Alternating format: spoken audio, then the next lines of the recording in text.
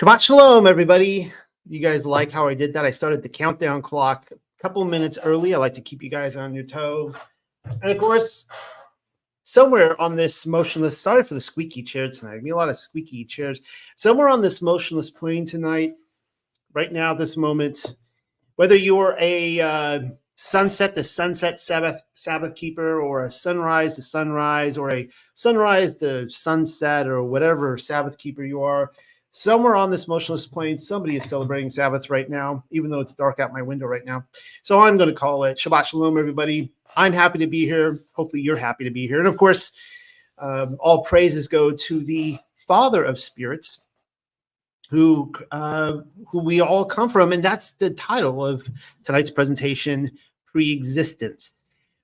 One of the most non-mainstream talked about subjects, surprisingly. I mean, you would think that this would be something that people are oddly curious in, and they're not.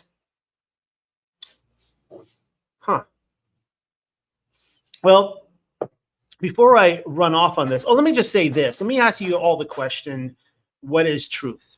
Now, some of you know that I like to, when I bring on people I interview, I'm so sorry for the squeaky chair tonight. It's been a lot of squeaking. When I interview people and bring them on the channel, I like to ask them this question. A lot of people are really taken back, like, why would you ask me that? You know, nobody, like, people, we aren't forced, we aren't reckoned to come up with, an answer to that. What is truth? How do you define truth?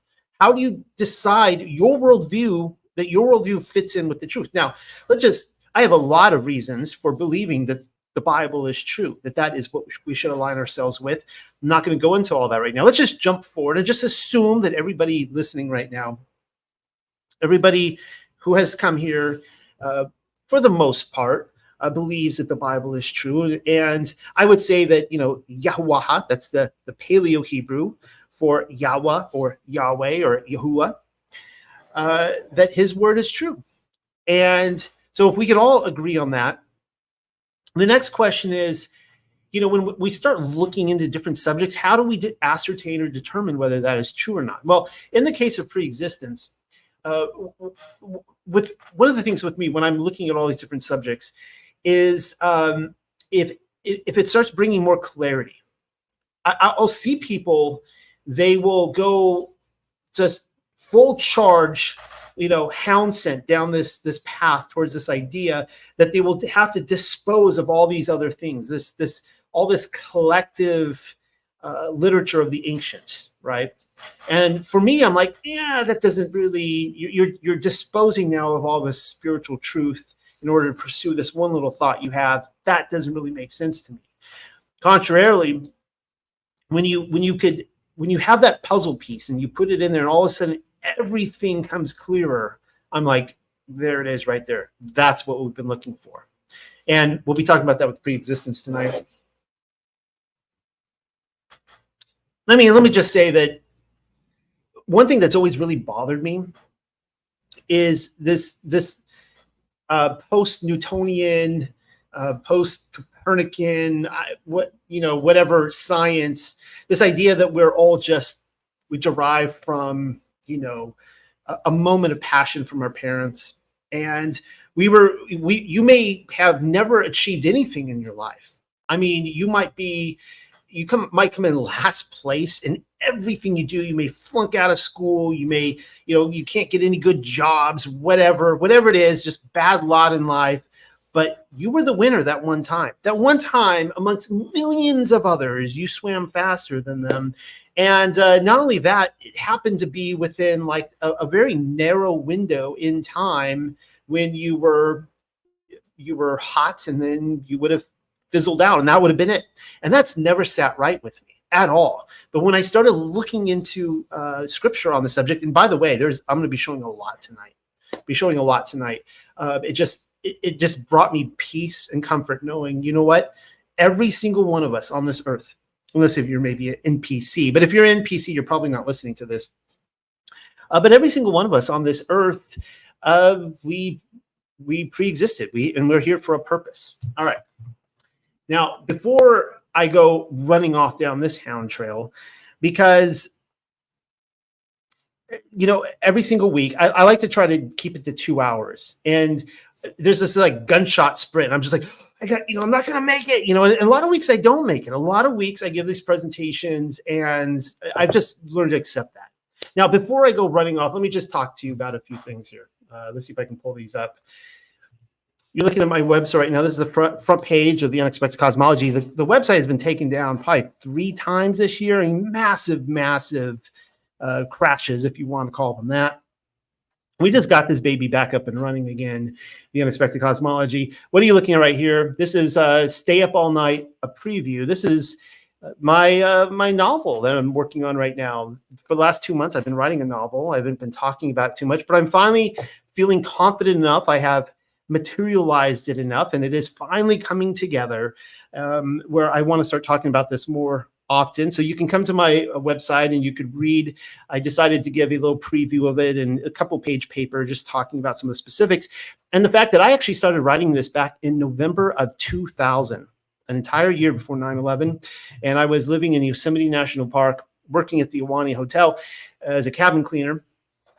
If you guys, anyone out there has ever been to Yosemite, you're familiar with Yosemite Valley and Curry Village. I was staying right there for a couple months in the Curry Village, little whatever on the deck porch there, doing research and clapping away. Spent my weekends going to San Francisco, to Haight-Ashbury, doing a lot of research there. And this has been my life's work, coming around to this and actually finally fleshing out this book that I've been working on for on and off for 24 years. I'm determined to finish it now. And I'm taking everything that I have learned in the Truth realm pretty much, and cramming it into this book. It's going to be an amazing read, I think. Looking forward to it. Preexistence will be one of them. And of course, doppelgangers and soul flames, all that good stuff. Discovering the Paleo-Hebrew Gospel of Matthew. This is something that Miss Pamela delivered to me today. Now, if you guys do not know, Pamela is translating the Bible from the Paleo-Hebrew. And I don't know why this isn't being shouted from the rooftop. She's doing she's doing better. She's getting better and better at this. She's doing an incredible job. And of course, we just got done reading through her Torah translation last year, and we're starting in Genesis tonight. We're in Genesis 1. We've been in Genesis 1 for a few weeks now, but this is for Patreon only. Okay, so you have to like, what are you waiting for? In order to read this here, she is right now actively working on the Paleo-Hebrew Matthew. And I've got a little glimpse, I've got some previews of some of the verses, and they're pretty wild. I mean, there's, and she's just like, this is just what it says. And there's going to be people out there when they read this, they're not going to be too happy with some of the things that the Paleo-Hebrew does say. But if you want a little peek into her process, come over here, check this out. You have to be a Patreon supporter to be able to sign in, and Miss Pamela appreciates that, because it is the supporters of this ministry who is putting food on her table. She's translating the Bible, just expecting, a dog to show up on her front porch with a check in its mouth, or a birdie to fly through the window to drop a little gold pebble or something. I mean, she just, and there's days where groceries show up on her front porch, and she is just depending on this ministry to be able to supply her needs. So thank you, everybody, for doing that. Oh, and I should just go ahead and point this out.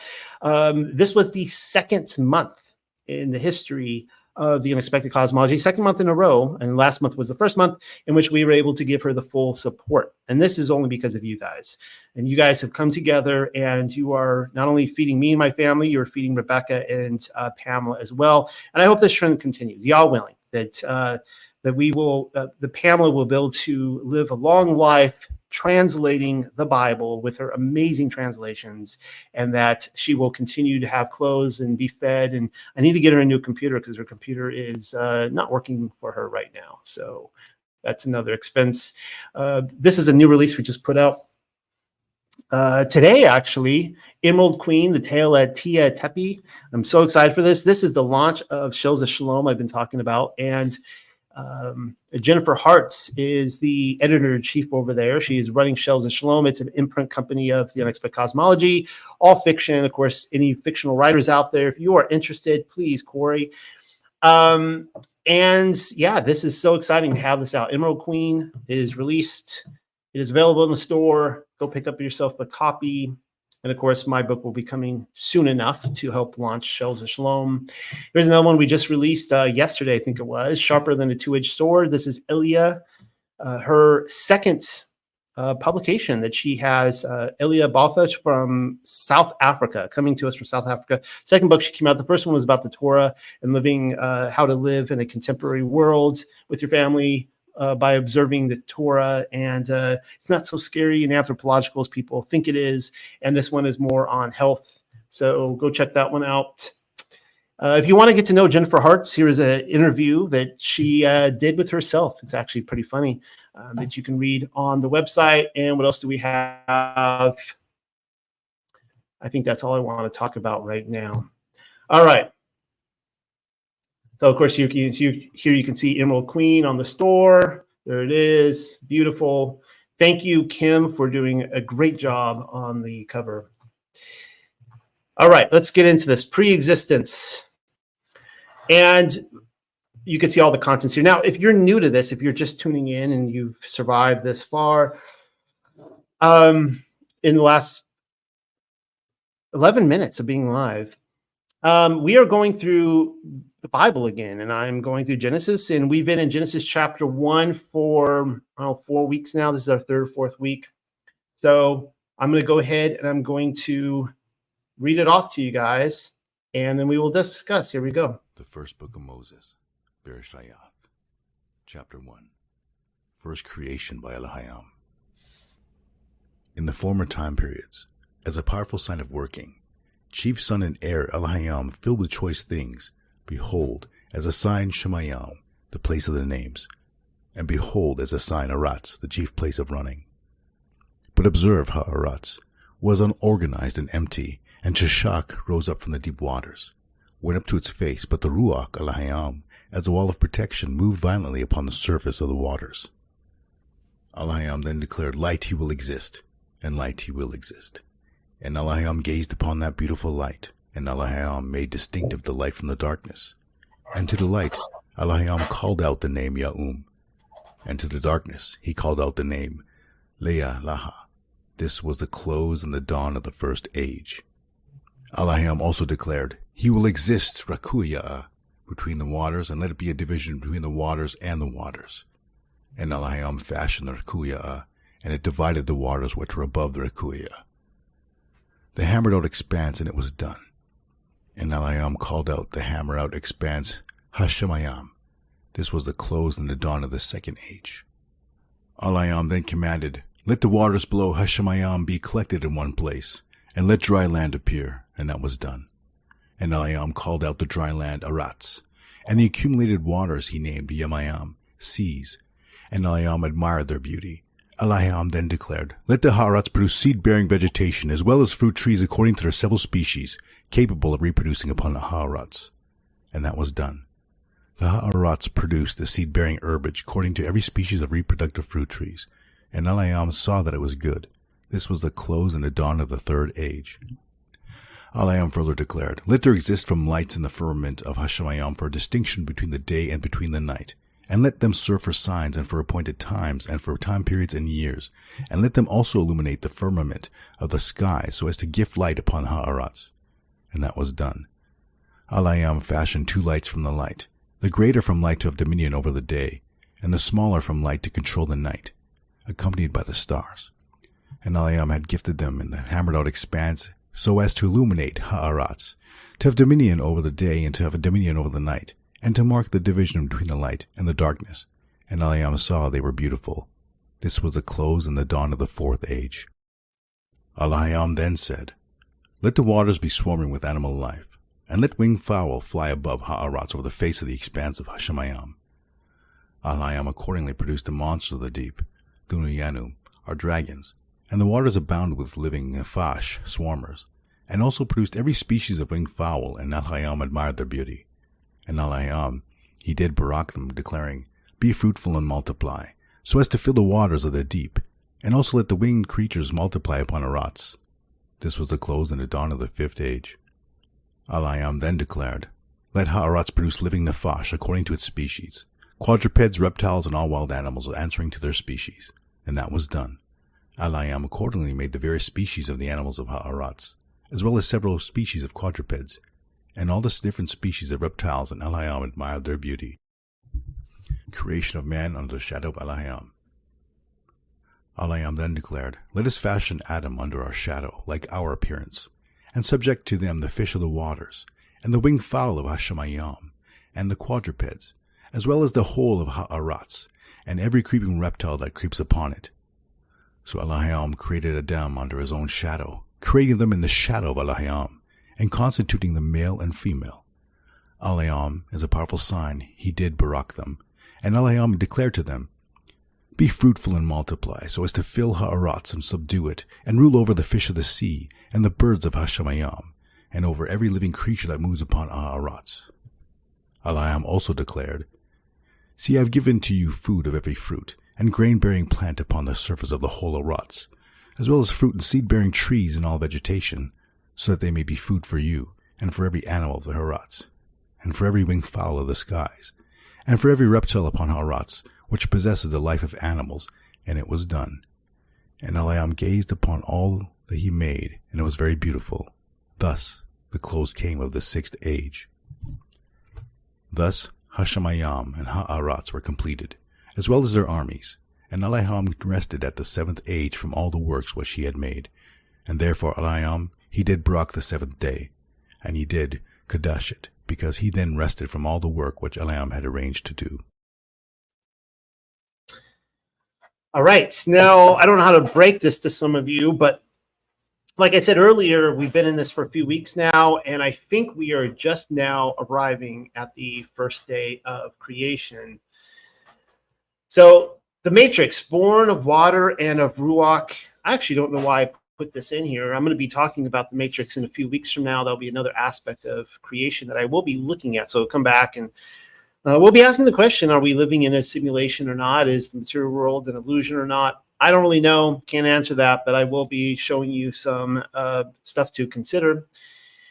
This is kind of interesting here. This is according to the King James here. It uses this word here. "And it came to pass when Pharaoh would hardly let us go, that Yahweh," of course, he would say the Lord in the King James, "slew all the firstborn in the land of Mitzrayim, both the firstborn of man and the firstborn of beast. Therefore I sacrifice to Yahweh all that openeth the matrix, being males, but all the firstborn of my children I redeem."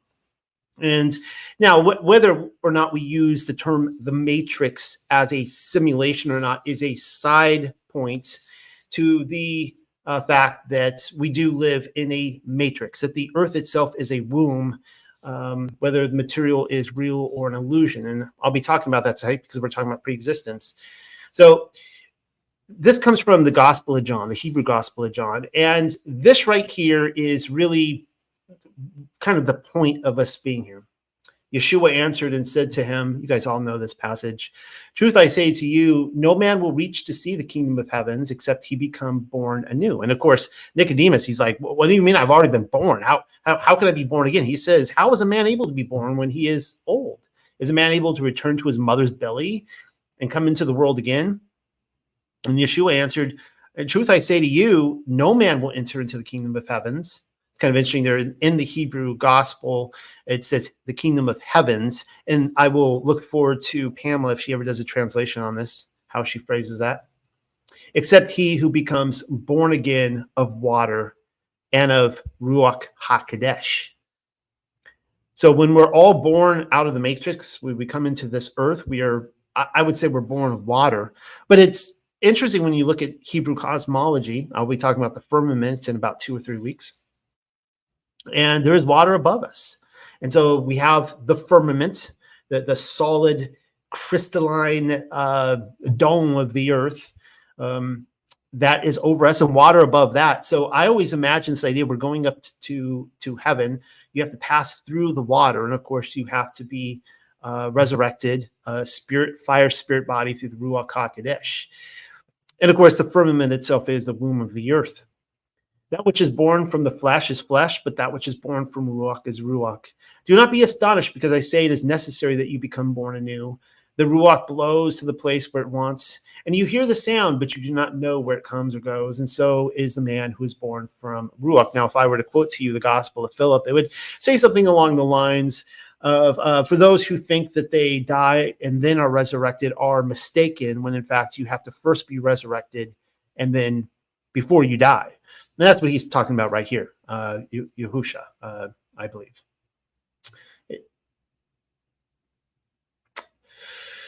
The renewed covenant has happened. The new covenant, the renewed covenant, the New Testament, it has happened, but it hasn't happened yet, and is based upon a resurrected soul. So my worldview is that to be truly born again, to be resurrected, I'm not resurrected. I am in my mortal flesh. I don't think I've been resurrected. I have no memory of a former life. I'm here on this earth. I am looking forward to a resurrection to come. Therefore, for me, the renewed covenant has not been fully realized. And I'll tell you why right here in Jeremiah. Now, it has been enacted, and I believe that Yeshua, when he was on this earth, he enacted it at the scene when we call the Last Supper. But it cannot possibly be in full effect right now because of this right here. Of course, see what happens is that we open up our Bible and we go through the Old Testament, and the publishers were very kind to put the New Testament right there in front of Matthew to separate from the Old Testament. And we're like, okay, good. We don't have to keep the Old Testament anymore, right? Because that's on the other side of the railroad tracks of the New Testament line there. But if you were to just rip out that New Testament page right there that the publishers put in, that no Bible writer, like Matthew did not turn in the final draft of his book with the New Testament put in front of it. Who put that there?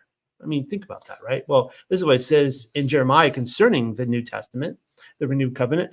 Behold, the days come, says Yahuwah, that I will cut a renewed covenant with the house of Yasharel and with the house of Yehuda. So right here we know that he is going to imagine what it would be like if we open up our Bible and before Matthew it actually said renewed covenant.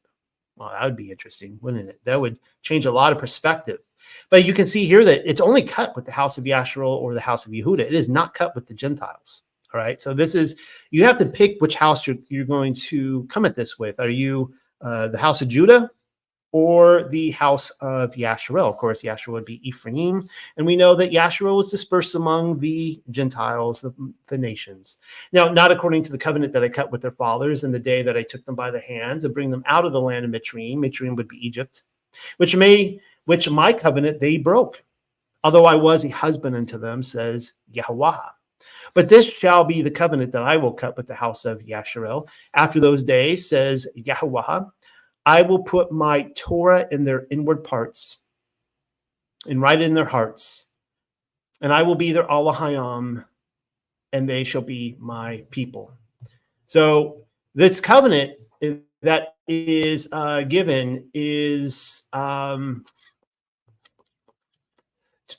on their hearts. I am of the opinion that when the Torah is literally written on our hearts, and I could quote more from this passage here and give a whole defense of this, but when it is written on our hearts, that we will be living, embodying the Torah all the time. It's funny when Christians will come and tell me, oh, I don't have to keep the Torah. I have the law written on my heart. I'm like, which law do you think that Jeremiah is referring to here?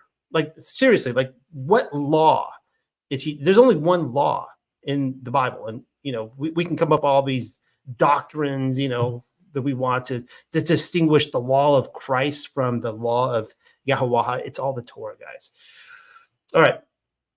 Now, this is why we're here this week to talk about preexistence. And in Jubilees chapter 2, it says this: for on the first day he created the heavens which are above the earth and the waters and all the Ruachoth which serve before him, the angels of the presence. Now, I'll quickly note here that Jubilees is one of the only books that I can find where it literally says the water was created on the first day.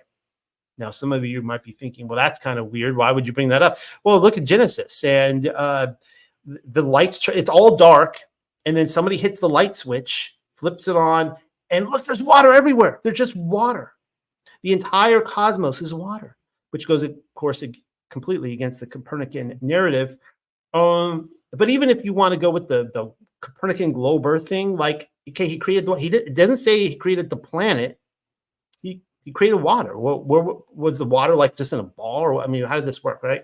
But anyways, all the Ruach would be spirits. All the spirits which serve before him, the angels of the presence, and the angels of sanctification, and the angels of the Ruach of fire, and the angels of the Ruach of the winds, and the angels of the Ruach of the clouds, and of darkness, and of snow, and of hail, and of hoarfrost, and the angels of the voices, and of the thunder, and of the lightning.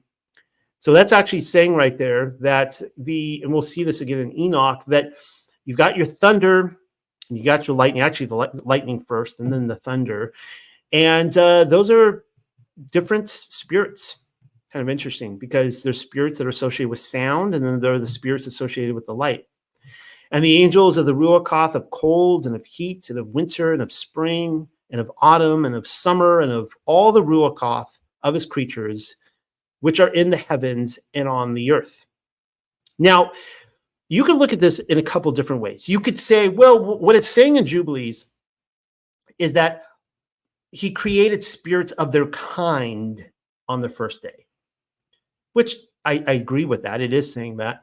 But it says there at the end, and all the spirits of his creatures, which are in the heavens and on the earth, were created on the first day. When I read that all the spirits, I take that to mean you and me as well, that we were created with all of them.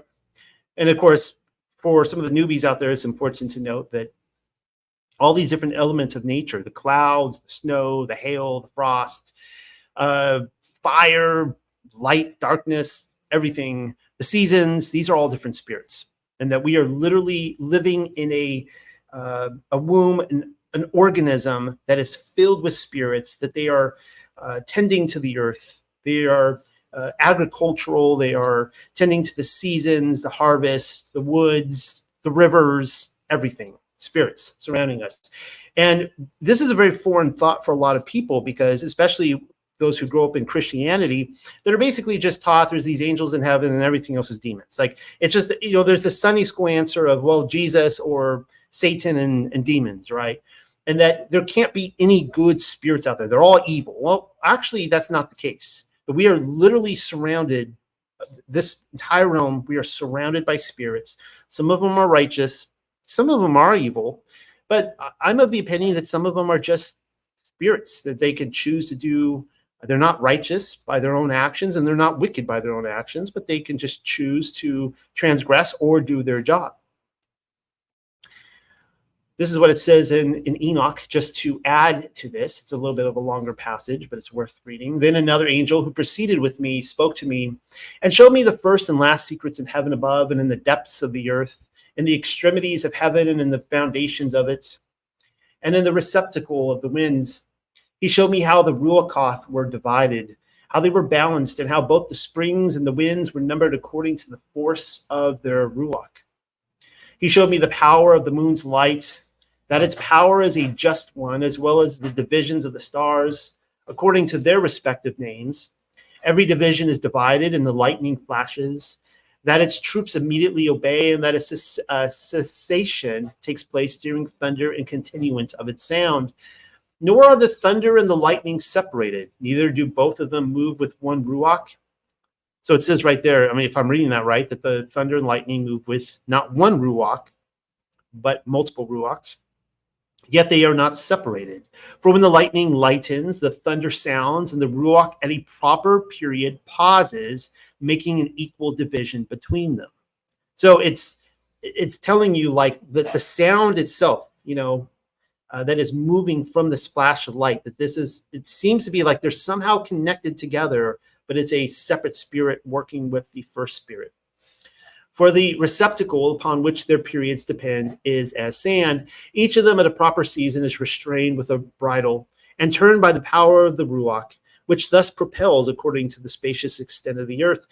The Ruach likewise of the sea is potent and strong, and as a strong power causes it to ebb, so is it driven forwards and scattered against the mountains of the earth. So it's telling you right here, you hear sailors all the time talk about the sea as a lady. I think the sea is a lady. And she is a spirit that I'll probably be talking more about that in the future. I don't know if I'll cover that this week that much. The Ruach of the frost has its angel. In the Ruach of hail, there is a good angel. The Ruach of snow ceases in its strength. And a solitary Ruach is in it, which ascends from it like a vapor and is called refrigeration. The Ruach also of mist dwells with them, and they're a receptacle. But it has a receptacle to itself, for its progress is in splendor, in light and in darkness, in winter and in summer. Its receptacle is bright, and it is an angel. The abode of the Ruach of dew is in the extremities of heaven in connection with the receptacle of rain, and its progress is in winter and in summer. The cloud produced by it and the cloud of the mist become united. One gives to the other, and when the Ruach of rain is in motion from its receptacle, angels come, and opening its receptacle, bring it forth. When likewise it is sprinkled over all the earth, it forms a union with every kind of water on the ground, for the waters remain on the ground as nourishment to the earth from El Elyon, who is in heaven. Upon this account, therefore, there is a regulation in the quantity of rain, which the angels receive. These things I saw, all of them, even paradise. That comes from the book of Enoch. Going back to the book of Jubilees, chapter 3. And on that day was closed the mouth of all beasts, and of cattle, and of birds, and of whatsoever walks, and of whatsoever moves, so that they could no longer speak, for they had all spoken one with another, with one lip and with one tongue. I'm not sure actually why I had a reason for putting that in there. I'll probably be quoting from that again when I talk about the animals. The conscious earth. All right, so just cover this really quickly, and we're going to get into pre-existence. But without going too much into this, I just want to show a few examples of how the earth literally is a living being. I mean, we talked about Mother Earth. The earth is a conscious being. The earth itself, the water itself. This is what we read in Genesis 3:17 in the Targum. But to Adam he said, because thou hast hearkened to the word of thy wife, and hast eaten of the fruit of the tree, of which I commanded thee, saying, thou shalt not eat of it, accursed is the ground, in that it did not show thee thy guilt. Well, that's interesting. So the ground, the earth, was supposed to show, it was supposed to communicate with Adam and let him know you're doing a naughty no-no right now. Of course, the same thing happened to the moon. We'll be talking about that when I cover Luna, that she actually enlarged herself at Eve's transgression. And because of that, we have the waning and the waxing moon. Number 16 says, and the earth opened her mouth and swallowed them up, and the men of their houses and all the men who adhered to Korah and all their substance, and they went down with all that they had alive in the Sheol, and the earth closed up upon them, and they perished from the midst of the congregation. Kind of interesting here that in the Targum it refers to the earth as a her, a she. It's opening its mouth. Genesis 4:10 says, and he, Yahweh or Yahuwah, said, what hast thou done? The voice of the blood of the murder of thy brother, which are swallowed up in the sod, crieth before me from the earth. But it gets more interesting when we get into the first book of Adam, because here we see that, so Cain kills his brother, blood goes into the earth. He tries to bury his brother. He tries to cover it up. And we read this, then Cain began at once to dig the earth wherein it lay his brother, for he was trembling from the fear that came upon him when he saw the earth tremble on his account. So here we have a conscious earth example. He then, Cain, cast his brother into the pit he made. Now remember how the earth opened up her mouth to swallow Korah and his rebellion. Well, Cain makes a pit, throw his brother down, and we read this, and he covered him with dust, but the earth would not receive him, but it threw him up at once. You could say she, and she threw him up at once. Of course, you know, that I'd have to look at the original language. That, you know, this is, translators love to put it, maybe when it kind of goes outside of their worldview. Again, did Cain dig the earth and hid his brother in it?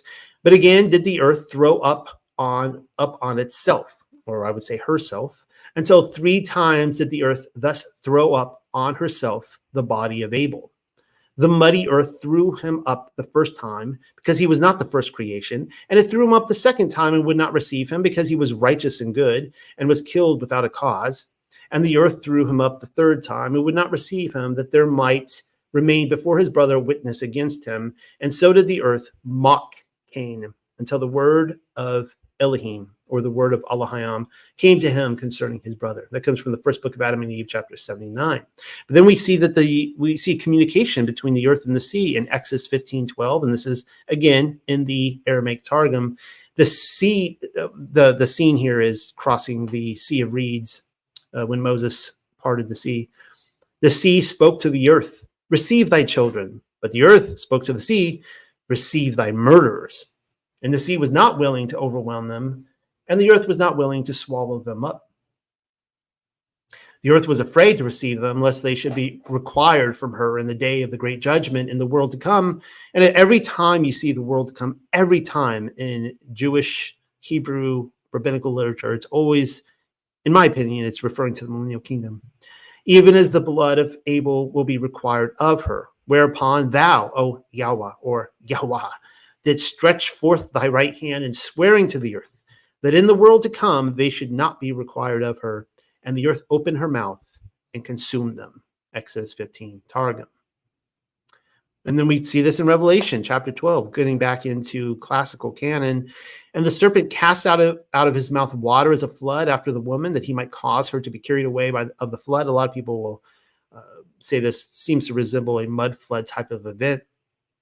Which is interesting because, Yahweh says that he will never flood the earth again, destroy humanity with a flood. And then we see the serpent attempting to do this. And then what happens? And the earth helped the woman. And the earth opened her mouth and swallowed up the flood, which the dragon cast out of his mouth. Is that all just a syrupy Hallmark card, a metaphor? I think not.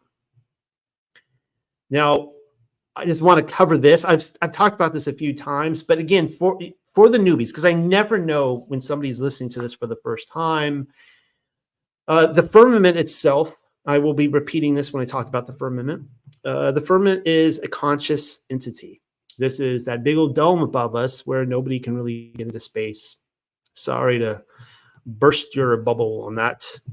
2 Baruch 21:4 says this: "O you that have made the earth, hear me that have fixed the expanse," or the firmament, "by your word, and have made firm the heights of the heaven by the Ruach."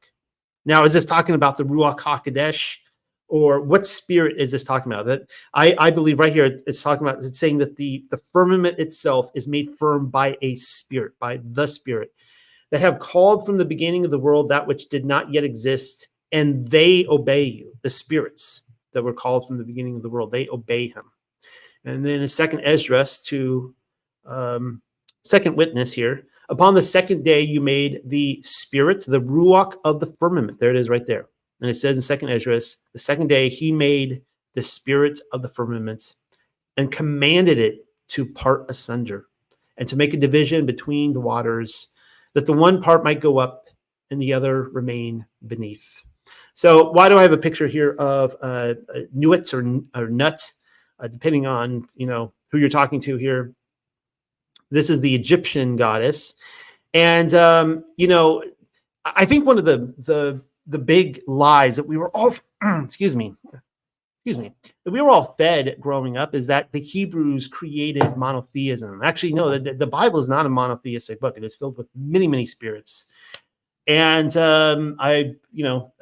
when you're looking at Egyptian mythology or what have you, I think that they were spot on with the idea that the firmament is a probably feminine, right? Kind of interesting. Actual spirit, actual living entity. Now, where people go wrong with this is, I think there's a lot of responses to repulsion to people worshiping these spirits. And I hope everyone listening to me understands that we are not to worship the spirits, that the spirits are here to serve the Creator just as we are. Pre-existence, let's get into this. Jasher chapter 12, 38. The context of this scene right here, it's Abram coming up to Nimrod. And if I recall, he's about to be thrown into the fiery furnace. And this is what it says: "And the king," this would be Nimrod, "said to Abram, How is it that thou was not burned in the fire? Now, Nimrod, of course, is the first that started worshiping fire. And he was the one that he saw the mile marker. He was the first to really latch on to the idea. He understood Yah had already destroyed the world by water multiple times. This is what we see in Genesis 1:1, right? You flip on the switch and there's water everywhere. The earth was destroyed. But he says he's not going to do anymore. And now it's going to be fire. And we see this with Sodom and Gomorrah. And then moving forward, we get into the melted cities and the big melting, the fervent heat events.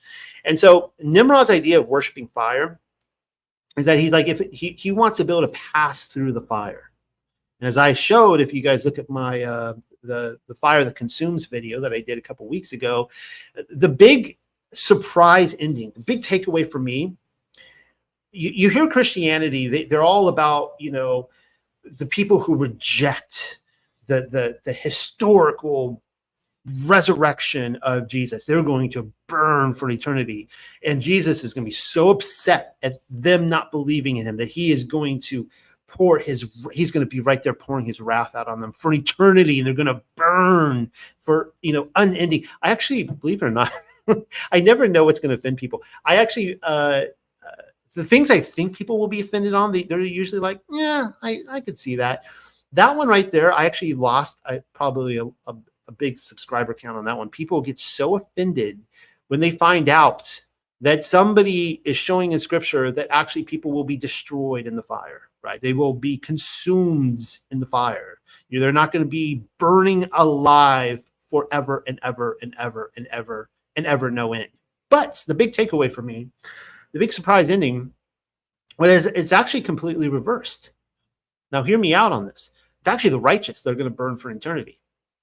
Because our creator, our Father, the Father of spirits, he is an all-consuming fire. And I showed passages to be in his presence, to be before his throne. He's in a house of fire. He's got rivers of fire coming out from his throne. And as Paul says, we're all going through the fire. All of us, we are going to be spirits of fire spirits above the firmament. So the idea is that everybody's going in the fire, but some people aren't going to make the cut and they're going to be burned up. And this is the thing with Nimrod. So Abraham has just come through the fire and and Nimrod's like, how did you do that? He's trying to figure this out, guys. He's trying to figure out how he's going to walk through that fire. And, he's going to dance into that fire at the last party. And Abram's like, I showed you how I did it. I lived a righteous life. I serve Yahweh. And he's my Elohim, and he took me through the fire. And Nimrod's like, yeah, it's not for me. And Abram said to the king, the Elohim of heaven and earth, in whom I trust and who has all in his power, he delivered me from the fire into which thou didst cast me. So he's telling him there, like, Nimrod, you're worshiping this fire, but why don't you just worship the creator of this fire, and then you're going to be good to go. And Haran, the brother of Abram, was burned to ashes. And they sought for his body, and they found it consumed. And Haran was 82 years old when he died in the fire of Kasdim. And the king, princes, and inhabitants of the land, seeing that Abram was delivered from the fire, they came and bowed down to Abram. And Abram said to them, do not bow down to me, but bow down to the Elohim of the world who made you, and serve him, and go in his ways, for it is he who delivered me from out of this fire. And it is he who, and this is what I want you to see right here, it is he who created the souls and the spirits of all men and formed man in his mother's womb and brought him forth into the world. And this is the comforting thing for me to go like, yeah, like my Elohim, the creator of all, the Elohim of all, the God of all gods, he formed me in the very beginning. He formed all men and he put me into my mother's womb. Jubilees 2:2 says, of course, we already saw this, and of all the spirits of his creatures which are in the heavens and on the earth, they were all created on the second day. On the first day. We're still on the first day of creation. Second Enoch says this, chapter 23. All the things that I have told you, we have written, sits and write all the souls of mankind, however many of them are born, and the places prepared for them to eternity. For all souls are prepared to eternity before the formation of the world. it's kind of interesting that, it appears that some are prepared for destruction. That's a whole other discussion that we're not going to be covering tonight. And all double 30 days and 30 nights, and I wrote out all things exactly and wrote 366 books. Where are those books? 366. The Apocalypse of Abraham, chapter 25, says this: "And while he was yet speaking, the expanses opened, and there below me were the heavens. And I saw upon the seventh firmament, upon which I stood, a fire widely extended, and the light which is the treasury of life." Now, if you're a little confused on what this seventh firmament is, again, come back in 2 or 3 weeks, and I will be talking about the seven firmaments of heaven. And I have different theories on it, but the most practical, exoteric, without getting too esoteric, is that there are literally 7 firmaments above us, and each one has a world that may be bigger than the one below it, and they might just keep getting bigger and bigger. Who really knows? And the one thing I can tell you right now that I have ascertained is that most people on this earth will probably never really go past the third heaven. Very, very few will make it all the way up to the seventh. And the dew, which is the dew with which Elohim will awaken the dead, and the spirits of the departed righteous, and get this, and the spirits of those souls who have yet to be born. So he's in judgment and righteousness, peace and blessing, and so on and so forth. So Abraham is standing on the seventh heaven. He's looking down, and he sees the righteous, and he sees those who have yet to be born. Legends of the Jews, Volume 1, will agree with this, and it says, "The seventh heaven, on the other hand, contains naught but what is good and beautiful, right, justice, and mercy, the storehouses of life, peace, and blessing, the souls of the pious," which we just saw, right? Abraham saw the souls of the righteous, but also the souls and spirits of unborn generations. And they were all created on the first day. All of us, we were all there. "The dew with which Elohim will revive the dead on the resurrection day," which is kind of interesting. "And above all, the divine throne, surrounded by the seraphim and ministering angels." The LOTJ, Volume 1, also says, "With the soul of Adam, the souls of all the generations of men were created. They are stored up in a promptuary in the seventh of the heavens, whence they are drawn as they are needed for human body after human body." So again, the takeaway here, without knowing too much about what this preexistence looks like yet, is that you're not a freak. You're not here by accident. You were intended to be here. And, yes, you are here because of your parents' procreation. Of course, I have 3 children myself. I'm pretty certain how this works. Even my children were pulled out from a storage bank up in heaven. They were already created. And the beautiful thing here is that the souls of man were created in the image of the Father of spirits, right? But then our jobs as little creators is to create other humans in our image. Isn't that amazing? Because my children are in my image. Just as my children and myself, we are all in the image of our Creator. The book of Creation 2:2 gets a little bit more specific, and it talks about the soul sea. And without, sounding vulgar to you guys, I kind of envision the soul sea like semen. I mean, I think we're all adults here. Maybe some children are listening in, but maybe this is a good time to have that conversation. But that's actually kind of how I envision it. I think it's probably something very similar to that. The love of Elohim penetrated the third veil and became the seed of souls within the soul sea. The body of man, Elohim made of water and things of the earth, breathing into him the spirit of life, that he might live. But man, when young, lived only to eat and drink and to fornicate, for being conscious only of the earth, he knew only earthly things and earthly ways. Book of Creation 2:2. Here's another one that talks about the sea of souls from the book of Gleanings 17:3. Before time, I was an unconscious spirit potential, united with the supreme all. Ever since time began, I was in the slumbering sea of spirit, waiting to be drawn forth into separate mortal incarnation. Now, though the mortal body enwrapping me fall apart and decay, I remain everlasting and immortal. So when we talk about preexistence, you kind of have a couple of different perspectives, one of which we just saw that according to this, the Book of Gleanings, those of us who came from the Sea of Souls, it calls it here the slumbering sea. The exact words it uses was that, let's see, unconscious spirit potential, which means that we weren't doing anything. We were just in a kind of a chamber, just, waiting to be pulled out, right? According to that.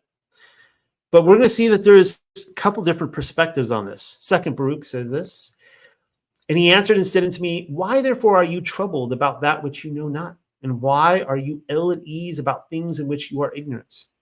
For as you have not forgotten the people who now are and those who have passed away, so remember those who are appointed to come. Because when Adam sinned and death was decreed against those who should be born, then the multitude of those who should be born was numbered. And for that number a place was prepared where the living might dwell and the dead might be guarded. So it's actually saying here, and this is a great point to cover with preexistence, that when it says that a place was appointed for the dead to be guarded, it's talking about Sheol. We went over that a few weeks ago. Sheol was only created for for dead souls, spirits of dead souls. That specifically are coming from the Father spirits above. And this, of course, creates a problem for the Nephilim. I'll cover that in a second. Okay, this passage here from the Legends of the Jews, Volume 1, it's just going to, I think, agree with what we already read. The angel did as he was commanded, and he instructed Enoch 30 days and 30 nights, and his lips never ceased speaking, while Enoch was writing down all the things about heaven and earth, angels and men, and all that is suitable to be instructed in. He also wrote down all about the souls of men, those of them which are not born, and the places prepared for them forever.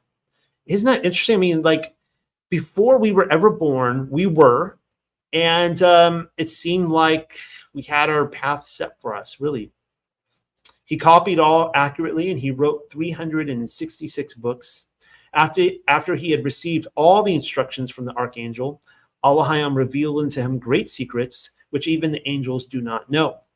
He told them how out of the lowest darkness the visible and the invisible were created, how he formed heaven, light, water, and earth, and all. Also, the fall of Satan and the creation and sin of Adam, he narrated to him, and further revealed to him that the duration of the world will be 7,000 years, and the 8th millennium will be a time when there is no computation, no end, neither years, nor months, nor weeks, nor days, nor hours. Getting into the book of the order of Elijah the prophet. I said we would be looking at a lot of different, rarely read books tonight. Yehovah is an Elohim of knowledge. By his word was everything made which was made, and he governs all things according to his finite foreknowledge. Even before he created the heavens and the earth, he counseled with the host of heaven and planned a plan wherein the spirit of every man should have his appointed role. For the spirit of every man appeared before the Father of spirits in the beginning and received a place appointed in the family of heaven and earth. So again, this is, I mean, at the end of the day, I'm going to take Hebrew thinking over, say, the Book of Gleanings, which comes out of Britain. And as you recall, in the Book of Britain, it says, the Book of Gleanings coming out of Britain, that that we were all basically a spirit potential. We were created formally, but we were all like a potential of life, right? It's like you've got this this womb bank with different souls that you just put into bodies. But it says here that the spirit of every man, every single one of us, those of you listening out there, assuming you're not an NPC, that you all appeared before the Father at one time. Isn't that an exciting thought? We think about the day that, like, oh man, I'm finally going to appear before him. No, we already did. We already did. When a man fills his appointed role, it is according to the glorious design of the Father of spirits, and each one functions according to the divine plan. The work of Allah Hayam is pushed towards its consummation. And again, that's the book of the order of Elijah, or Eliyahu the prophet, chapter 8. So changing the subject just a little bit, I want to talk about that we are the sons of God. We are the sons of Allah Hayam. Now, we know that we want to become the sons of God, right? And we could go into New Testament passages. Job 1:6 says this: Now there was a day when the sons of Allah Hayam came to present themselves before Yahweh, and Satan came also among them. The case I want to make is that those sons of God are us. Now, I mean, that wasn't physically me in that scene, but they are our type of creature, right? We are the sons of God. And there are sons of God up in heaven. And for whatever reason, these sons of God did not rebel. They did not fall. And so they're still there. They're able to present themselves to the Father in heaven. Here's another passage in Job 38, a very popular one. When the morning, where was thou when I laid the foundations of the earth? Declare if thou hast understanding. Who has laid the measures thereof, if thou knowest? Apparently Aristophanes did. Apparently he measured the earth. That was sarcasm. Whereupon are the foundations thereof fastened, or who laid the cornerstone thereof? When the morning stars sing together, and all the sons of God shouted for joy. So again, my thesis, my present understanding is that was us. Okay, that we are the sons of Allah Hayam, that were there, that were shouting for joy at the creation of the world. Well, what happened? Well, this is what it says in the book of the Natsarim, also known as the book of the Illuminators. That's how we sell it in our store, the book of the Illuminators. And it says, later the Talmudim, or the disciples, asked Yeshua why he had succeeded when they had failed. And the context of the scene was casting out demons. And he said, these things are done through the power of the Ruach HaKodesh, which is the hand of Yahweh. Men have it according to their capacity to hold it. But before it can come in, evil must be driven out. I do not teach abstinence from evil for some purposeless end, but to bring to men the recognition of their heritage. Okay, so he's saying that Messiah is saying he wants us to abstain from evil. And he's saying, I'm not telling you to do that for just some meaningless purpose. It's because I want you to return to recognize your heritage. Say what? What's our heritage? And he says, all men were once sons of Allah Hayam. All men. That's us. That's you and me. We were sons of Allah Hayam. We are no longer in our current state. But they became bastards of Elohim, or Allah Hayam, without heritage. And I come to men so they may re-inherit and become true sons of Allah Hayam. That's why he came, right? The shepherd coming for his sheep. Book of the Natsarim, 1543. For me, that's the nail in the coffin. I mean, that's the clincher right there. When I first read that, I'm like, oh, dude, like, we were the sons of God and we fell. Well, then we read this in the War Scroll, column 1. Now, the War Scroll is also known as the Book of the Sons of Light against the Sons of Darkness. It was found in Qumran, and you can see my presentation on it. People will mock this book on, well, this book never came true. Well, actually, I think it did. I think it actually happened as the book described, and I think it went down in the 500s, leading into the millennial kingdom. And it says that in 3 lots, the sons of light shall stand firm so as to strike a blow at wickedness. And in 3, the army of Belial shall strengthen themselves so as to force the retreat of the forces of the light. So this is a war of duality going on here, light against darkness. And it says that in 3 major battles, the sons of light are going to win against Belial. And in 3 major battles, the sons of darkness and Belial will win against the sons of light. And we don't know which battles. It could be, one and then the other and the other and the other. But this is a stalemate, 3 and 3. But then it says in the 7th lot, the great hand of Allah Hayam shall overcome Belial and all the angels of his dominion. But reading a little bit further, it says that this final war is going to be over 33 years. And that's a really interesting number. It says, during the remaining 33 years of the war, the men of renown These called of the congregation, and all the heads of the congregation's family shall choose for themselves men of war for all the lands of the nations. Why is 33 standing out to me there? Well, we read this in Revelation 12:4. His tail, this would be the dragon, or Draco, maybe if you want to look at the constellation in the zodiac. His tail swept a third of the stars from the sky, tossing them to the earth. And the dragon stood before the woman who was about to give birth, ready to devour her child as soon as she gave birth. So the question I have proposed to you many times is what third of the stars? Right? We read in Job that the sons of God and the stars shout out for joy. The stars, of course, are conscious divine beings. But where are the third of these stars? Because there should be fallen angels everywhere, not just Satan. Now, I grew up in the church, and I know, like, demons, right? No, demons are not fallen angels.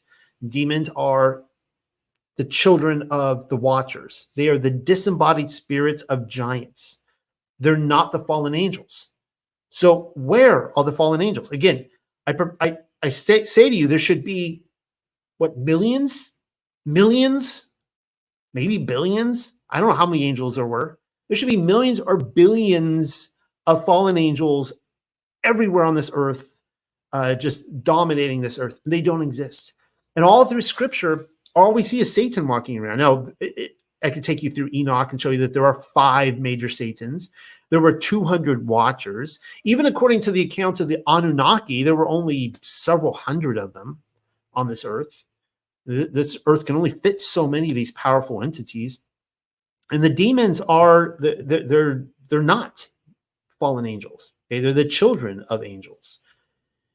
Legends of the Jews, once again, LOTJ says this, that of all this vast world, only 1/3 is inhabited. Well, that's really interesting. And of course, we can see here, you see Barack Obama, we don't have time for the Flat Earth Society. He said that a bunch during his presidency.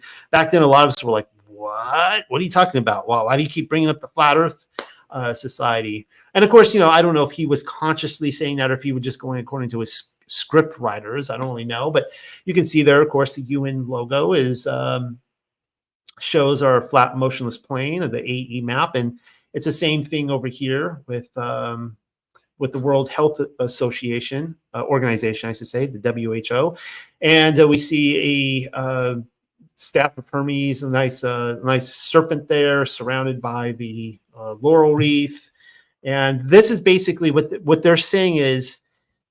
My proposal is that this is the third of the earth right here. All right. The earth is a much larger realm. You guys know I love the moon map. Not getting into that tonight. My proposal is that this is the third of the realm that the fallen angels of Hasatan are sent to inhabit. And Satan really showed his true colors in the fact that, I don't know what the lie was that caused the sons of God to rebel against Yah in heaven. I don't know what that lie was. I don't know ultimately what was going on, but he showed his true colors in that he is trying to keep the former sons of God from reacquiring their status. He wants us all to remain bastards and be thrown into the lake of fire. So I asked the question, are we the fallen angels? And where are Satan's fallen angels? Here we see a passage in Jubilees. And in the 3rd week of this Jubilee, the unclean demons begin to lead astray the children of the sons of Noah and to make to err and destroy them. So the way this is playing out, I actually have a Playmobil Noah's Ark that I play with my little girl. It's really cute, Noah and his wife. And I actually add in a knight with a lion who's my Melchizedek. And that's Shem. And then I have the animals, but I also have a Playmobil. This is like the preschool level, like not the older Playmobil, but I actually have a Playmobil ghost. It's a real ghost that I put on the ark, and people are like, that's not in the story. I'm actually, it kind of is. When they came off the ark, all of the spirits of the disembodied spirits of all the giants that died, they want their revenge. And they're coming after Noah, and they're like, they're not repenting. They're still on the earth. They died and they're still not repenting. They had time to repent beforehand and they're like, no, we're not repenting. And they are tormenting Noah and his sons. And this is a problem. So Noah prays. And he says, he's praying here, and he says, and thou knowest how thy watchers, the fathers of these spirits, all right? So these are the 200 watchers. The fathers of these spirits acted in my day, and he goes on. And he asked that they be bound. And so Yahuwah, he said, and Yahuwah, our Elohim, bade us to bind all. Now, this is what Yah does. He's like, all right, let's get rid of all these demons. Let's throw them in the abyss. But that's a problem for Satan. And this is what happens. And the chief of the spirits, Mastema, this is the same Azazel. Okay, this is the same main Satan, the dragon going around. And he came and said, Adonai, creator. Interesting way that he addresses him. He, as the accuser, he jumps through all the legal hoops. He knows how to not be in contempt of court. Let some of them remain before me, and let them hearken to my voice, and do all that I shall say unto them. For if some of them are not left to me, I shall not be able to execute the power of my will on the sons of men. Say, what? Mastema, I thought you had millions of fallen angels. Call on them. Have them come down and torment humanity. Where are they? They're gone. Something to think about. All right. Now let's get back into this idea that the earth is a womb. And so we have some pieces of the puzzle here. Okay, just quickly review. We know that there's a sea of souls. We know that from the seventh heaven, we have multiple sources. Say you could look down and you could see all the souls of man that were created on the first day with Adam that were apportioned to come onto the earth at some time. And then we have this other story of all these, Satan cast a third of the stars, which seem to be aligned with the sons of God, down to the earth. And where did they go, right? And then we know, according to Yeshua, that we are here to reclaim our status as the sons of Elohim, and that's why he came to show us the way, so that we can conform to the image of our Father and live according to him, really, walk as Messiah walked. Well, this comes from 2nd Esdras. This is what we read. And I said, behold, O Yahweh, or Yahuwah, yet are you nigh unto them that be reserved till the end. And what shall they do that have been before me, or we that be now, or they that shall come after us? And he said unto me, I will liken my judgment unto a ring, like as there is no slackness of the last, even so there is no swiftness of the first. So I answered and said, could you not make those that have been made and be now and that are for to come at once, that you might show your judgment the sooner? So context here, Ezra, he's sick of this world. He wants the wicked to be taken out. And he's like, look, why you created all mankind at once. All right. So why can't you just have them all appear at once and just be done with it? Just separate the wheat from the tares, the goat from the sheep. Just do it all at once. And then answered he me and said, the creature may not haste above the maker, neither make the world hold them at once that shall be created therein.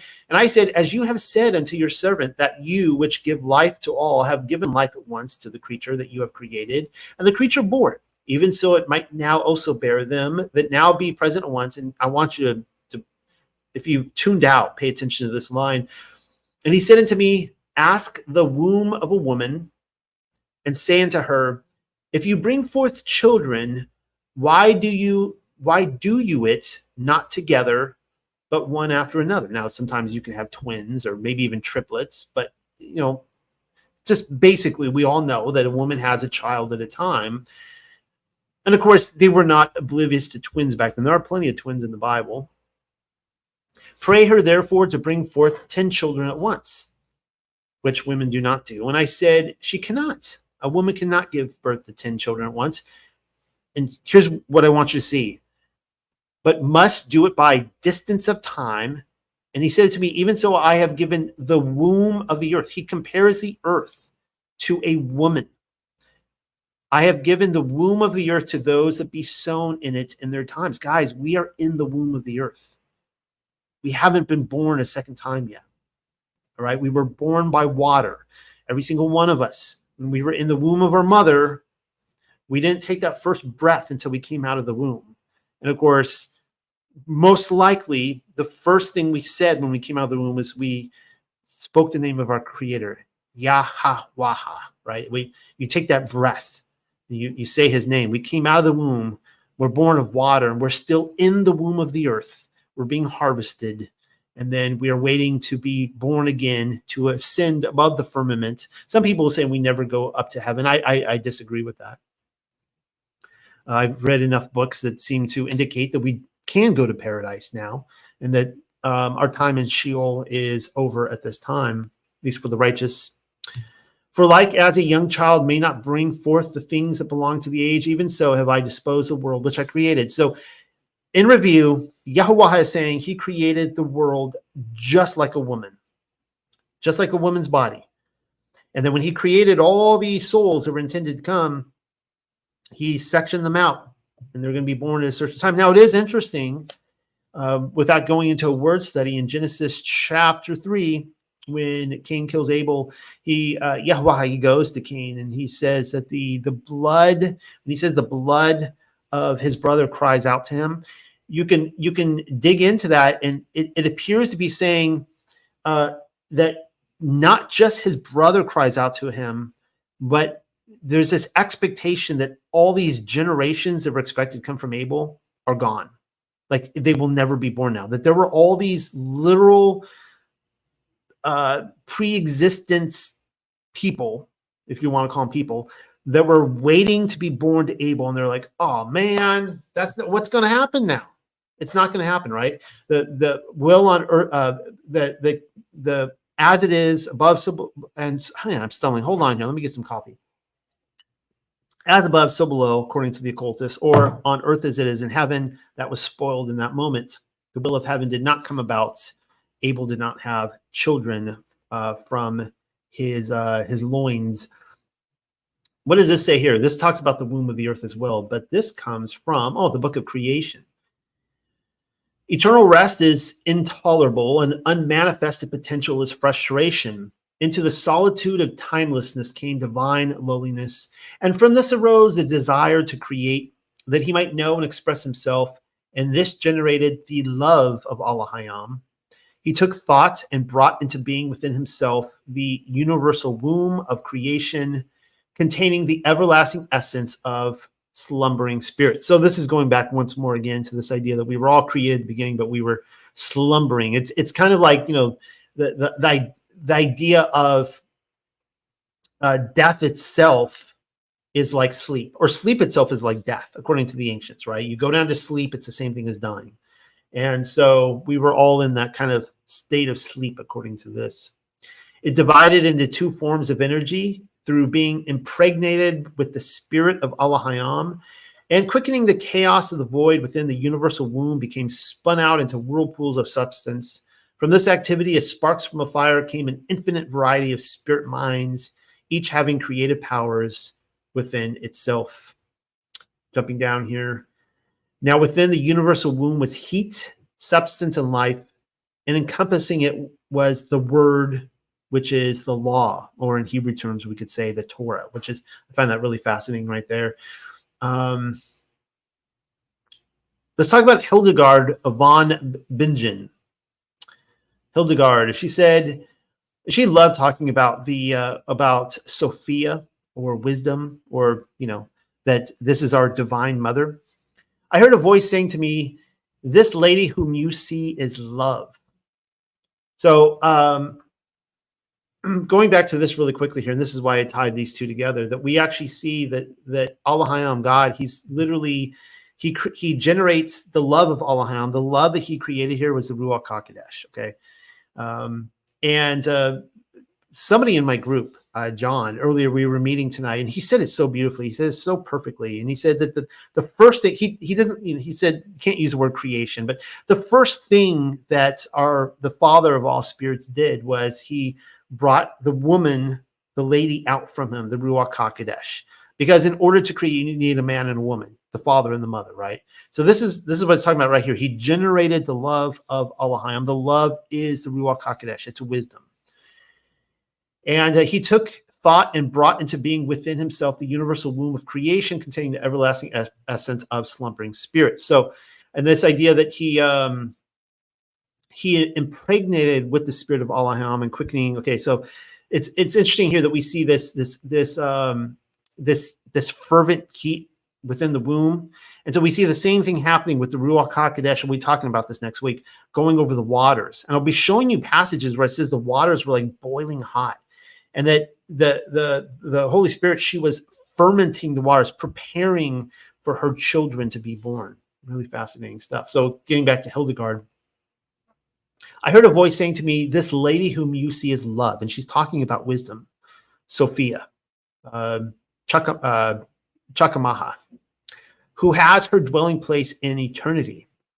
When God wished to create the world, he leaned down and with tender love, so this tender love is the lady, and so with the lady, provided all that was needed, and as a parent prepares an inheritance for a child, and thus in a mighty blaze, the Lord, or Yahuwah, ordained all his works.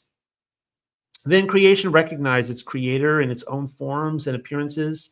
For in the beginning, when God said, "Let it be," and it came to pass, the means and the matrix of creation, there it is again, the matrix of creation was love, because all creation was formed through her as in the twinkling of an eye. So we actually see three wombs happening here. We see the womb of the earth, and we would call this Mother Earth. We see the womb of our actual physical mother. Every one of us was born through a mother, except for Adam, of course. But you could say maybe he was born through the Ruach HaKodesh. And of course, we see even the earth itself coming through the love of the Father, and that is the Ruach HaKodesh. Colburn says this once again, the book of creation, then came forth from the womb of the earth all the beasts of the field and forest, all the creatures of creation having blood in their bodies, and it was complete. So I'm going to ask a question here in the Book of Britain, and it specifically talks about the Druids here.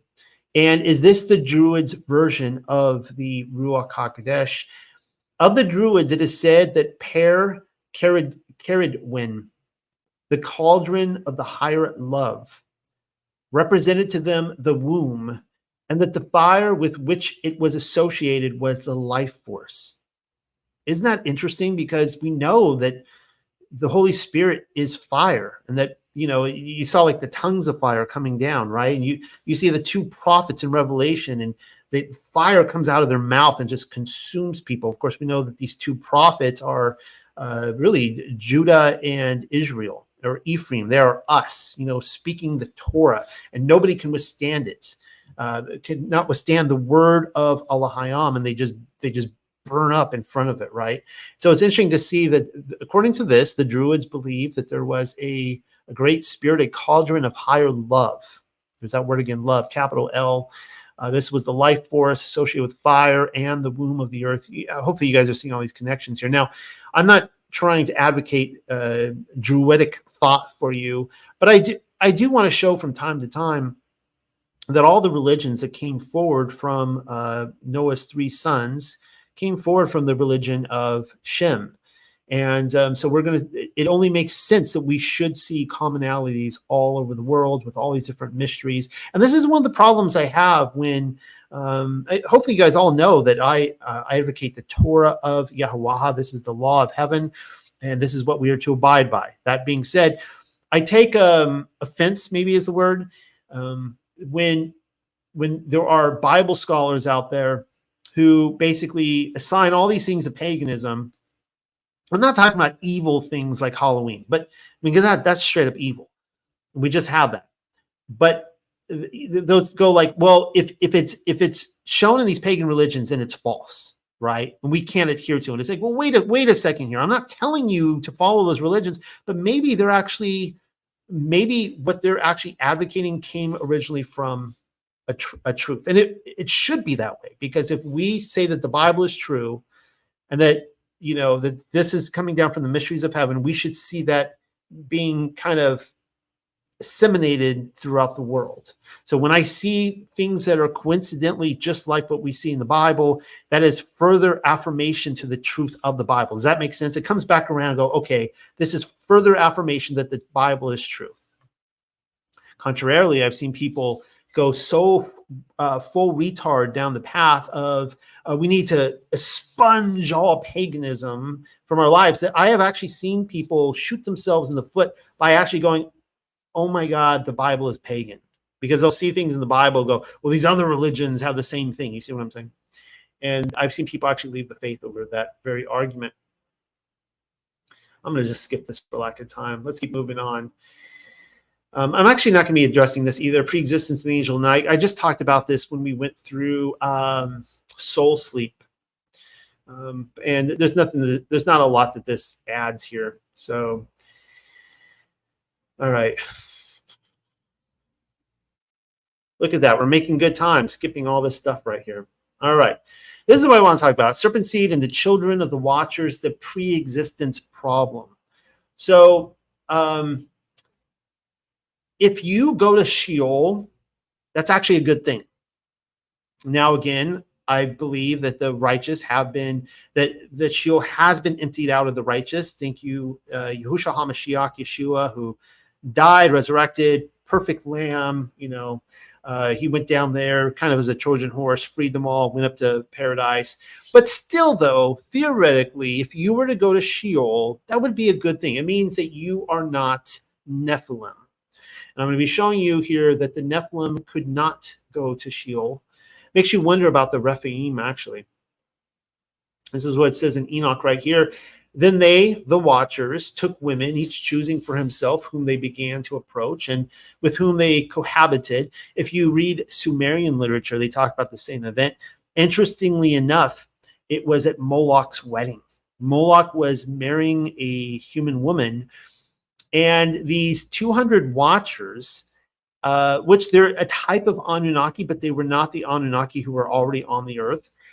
They came to the wedding, and they're like, and it was Sam Jazza who told the others, he's like, okay, we're seeing Moloch get married. And I actually think Moloch, my theory is that Moloch is the same as Azazel, the Satan, that he was actually marrying, like in Rosemary's Baby, like an actual human woman to create a serpent seed through her. And they're like, okay, at the wedding, this is what we're going to do. Once Moloch takes his bride, you may now kiss the bride. We're going to grab a bunch of women. So I don't know if they were like bridesmaids or what, but they were actually doing this, according to Sumerian literature, at Moloch's wedding, teaching them sorcery, incantations, and the dividing of roots and trees. And the women conceiving brought forth Nephilim, and they bore to them 3 races first. The great Nephilim. The Nephilim brought forth the Nephilim, and the Nephilim brought forth the Iliud. We don't hear a lot about them. Are they the little people? I don't really know. And they existed, increasing in power according to their greatness, whose stature was each 300 cubits. These devoured all the labor of men until it became impossible to feed them. When they turned themselves against men in order to devour them and began to injure birds, beasts, reptiles, and fish, to eat one another's flesh and to drink their blood, then the earth reproved the unrighteous. So, this is a review for most of the class, but you guys know this. The Watchers took on human women, and they created these giants with them. So what is going to happen to these giants? So keep in mind that the Father, he has already figured out all the generations of men. This was not in his plan. So for whatever reason, when these angels had sex with these women and they conceived, he's like, yeah, no, I'm not. I have this whole storage here of souls. I'm not giving any of them to you.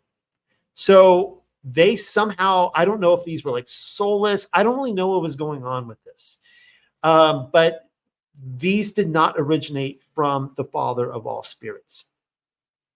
And so we read this in 2nd Baruch.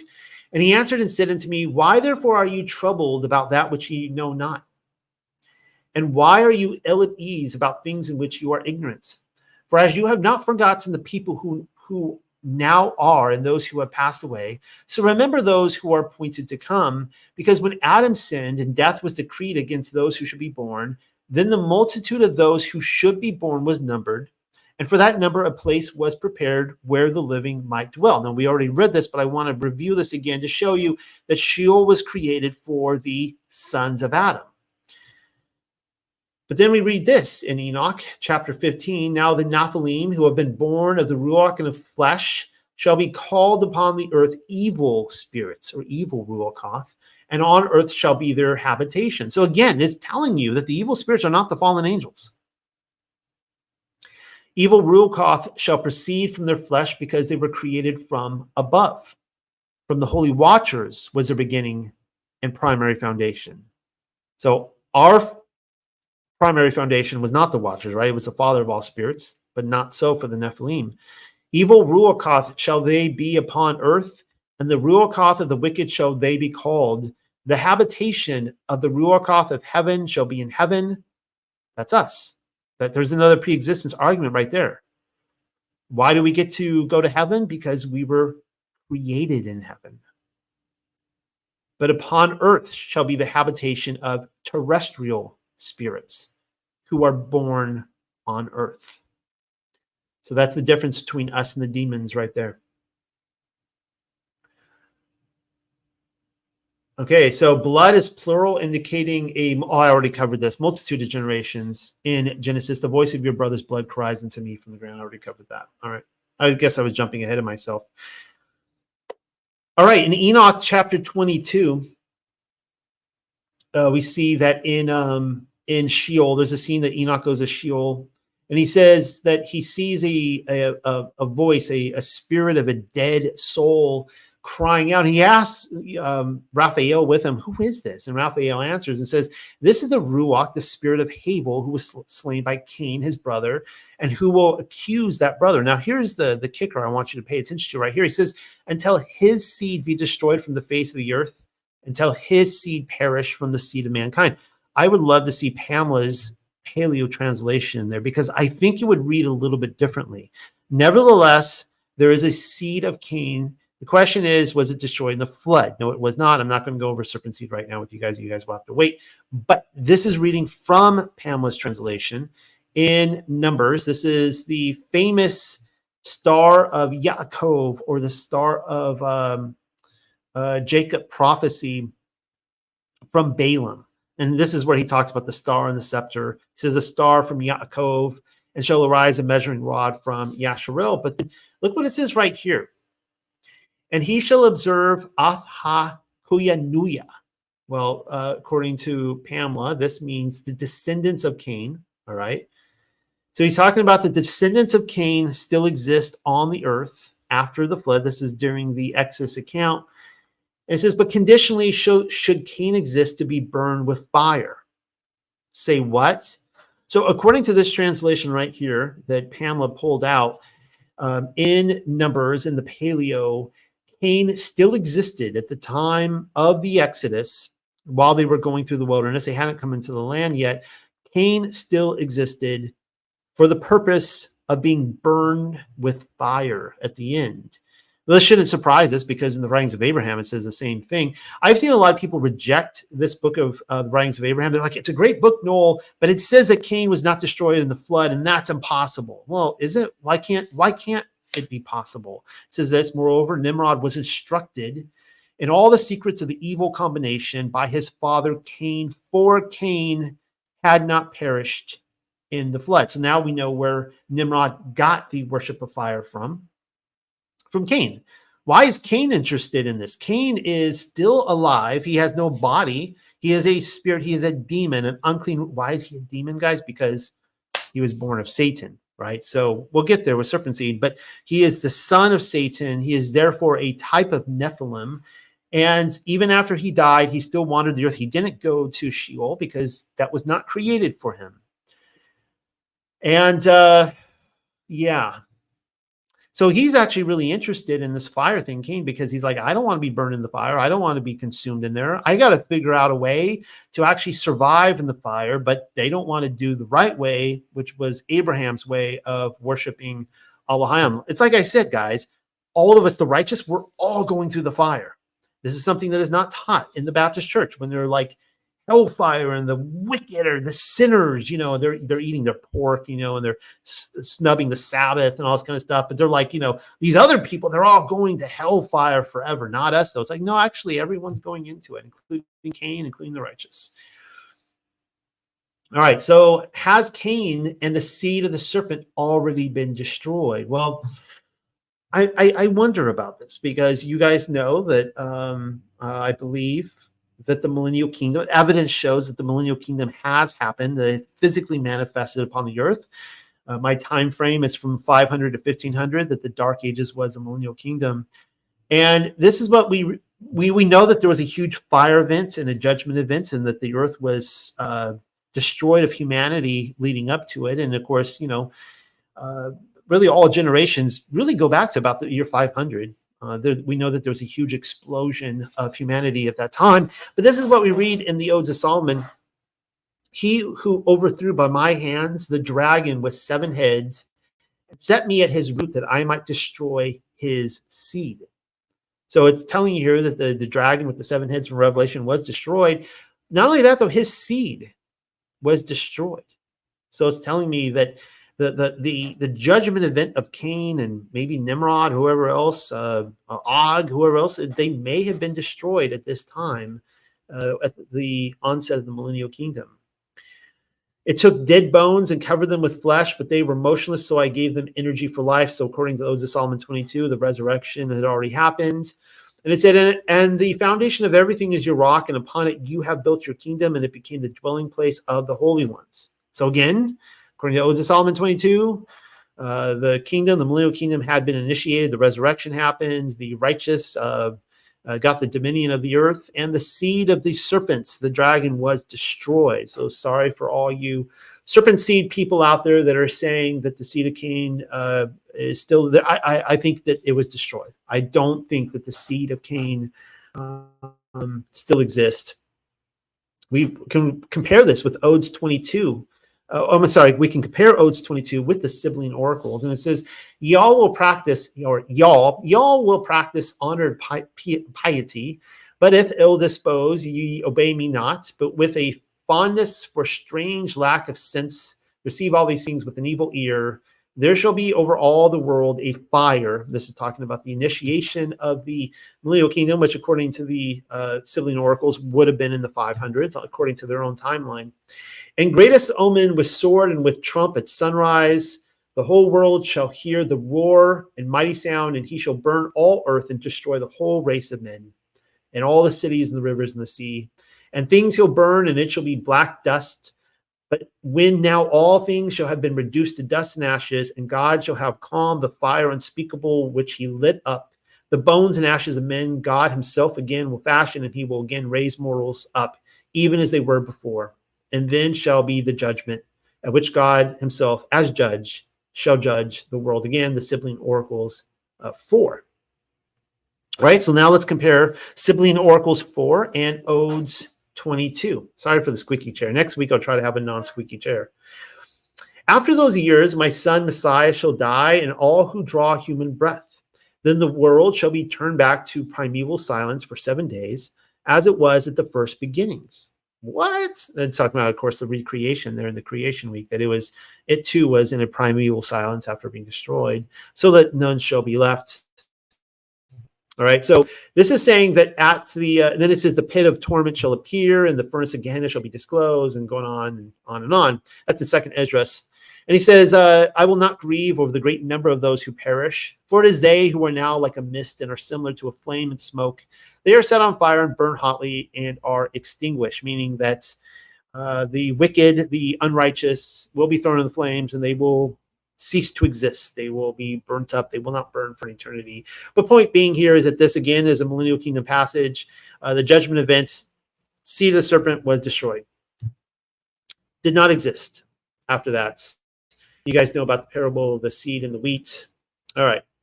Now, why do we have a picture here of Rosemary's Baby? Actually, this is the production. You can see Roman Polanski right there with Frank Sinatra's wife, filming her, of course. And I am of the opinion, the reason I'm showing you this is that I'm not here to glamorize this movie, but I'm of the opinion that this is legitimate, that it is ongoing. I already told you about Moloch and how in Sumerian literature he married a human woman, actual human woman, and had little human babies, Nephilim babies with her. This is Moloch, mind you, who again I could trace Moloch to Azazel. He seems to be the same entity. I could be wrong about that.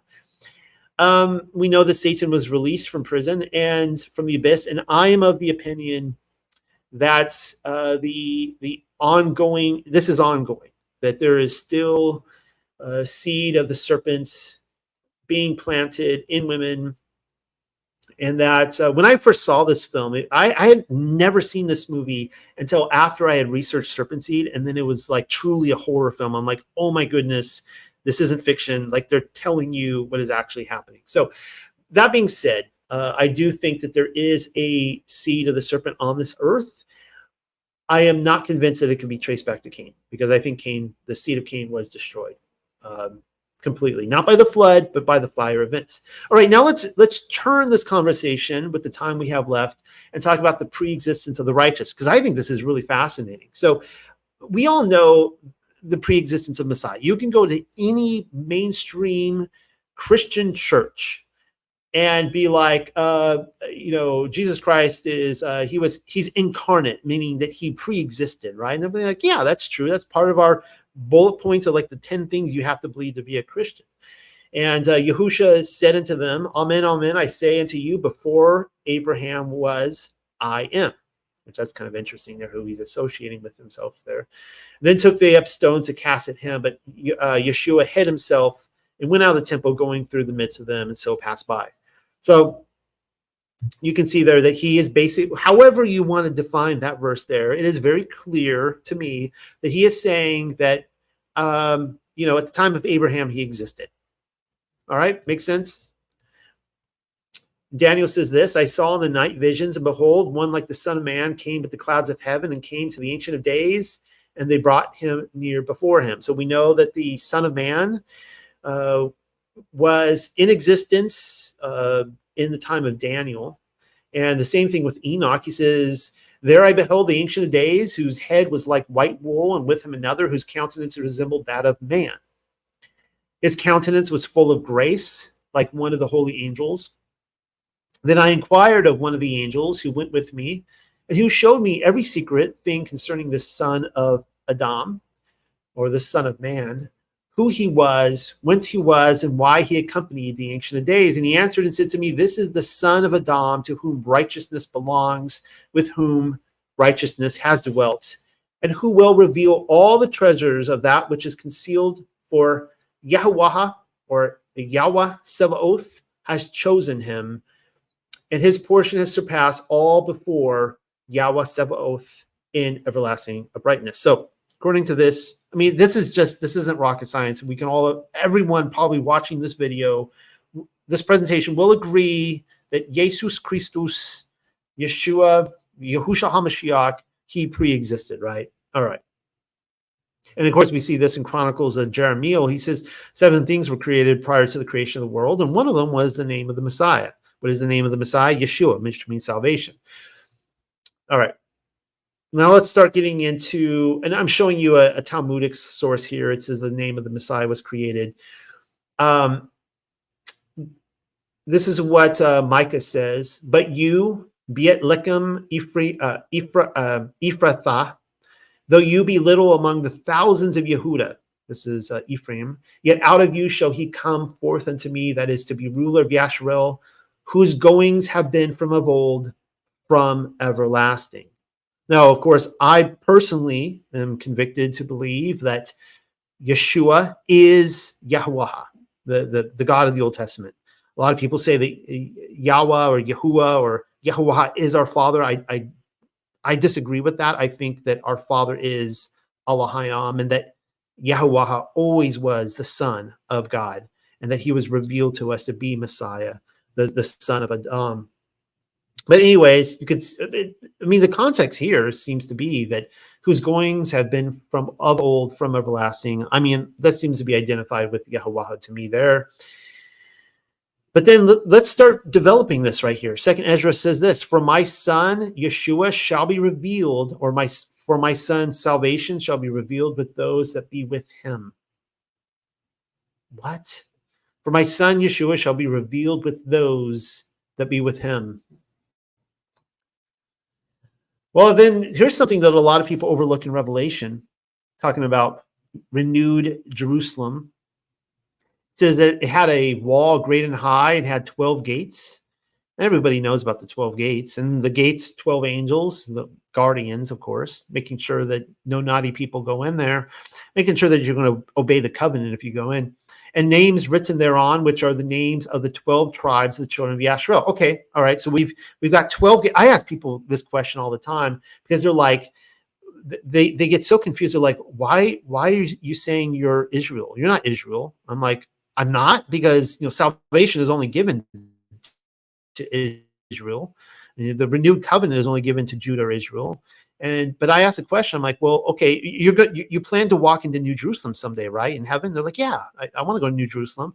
I'd be like, okay, well, which gate are you going to walk into?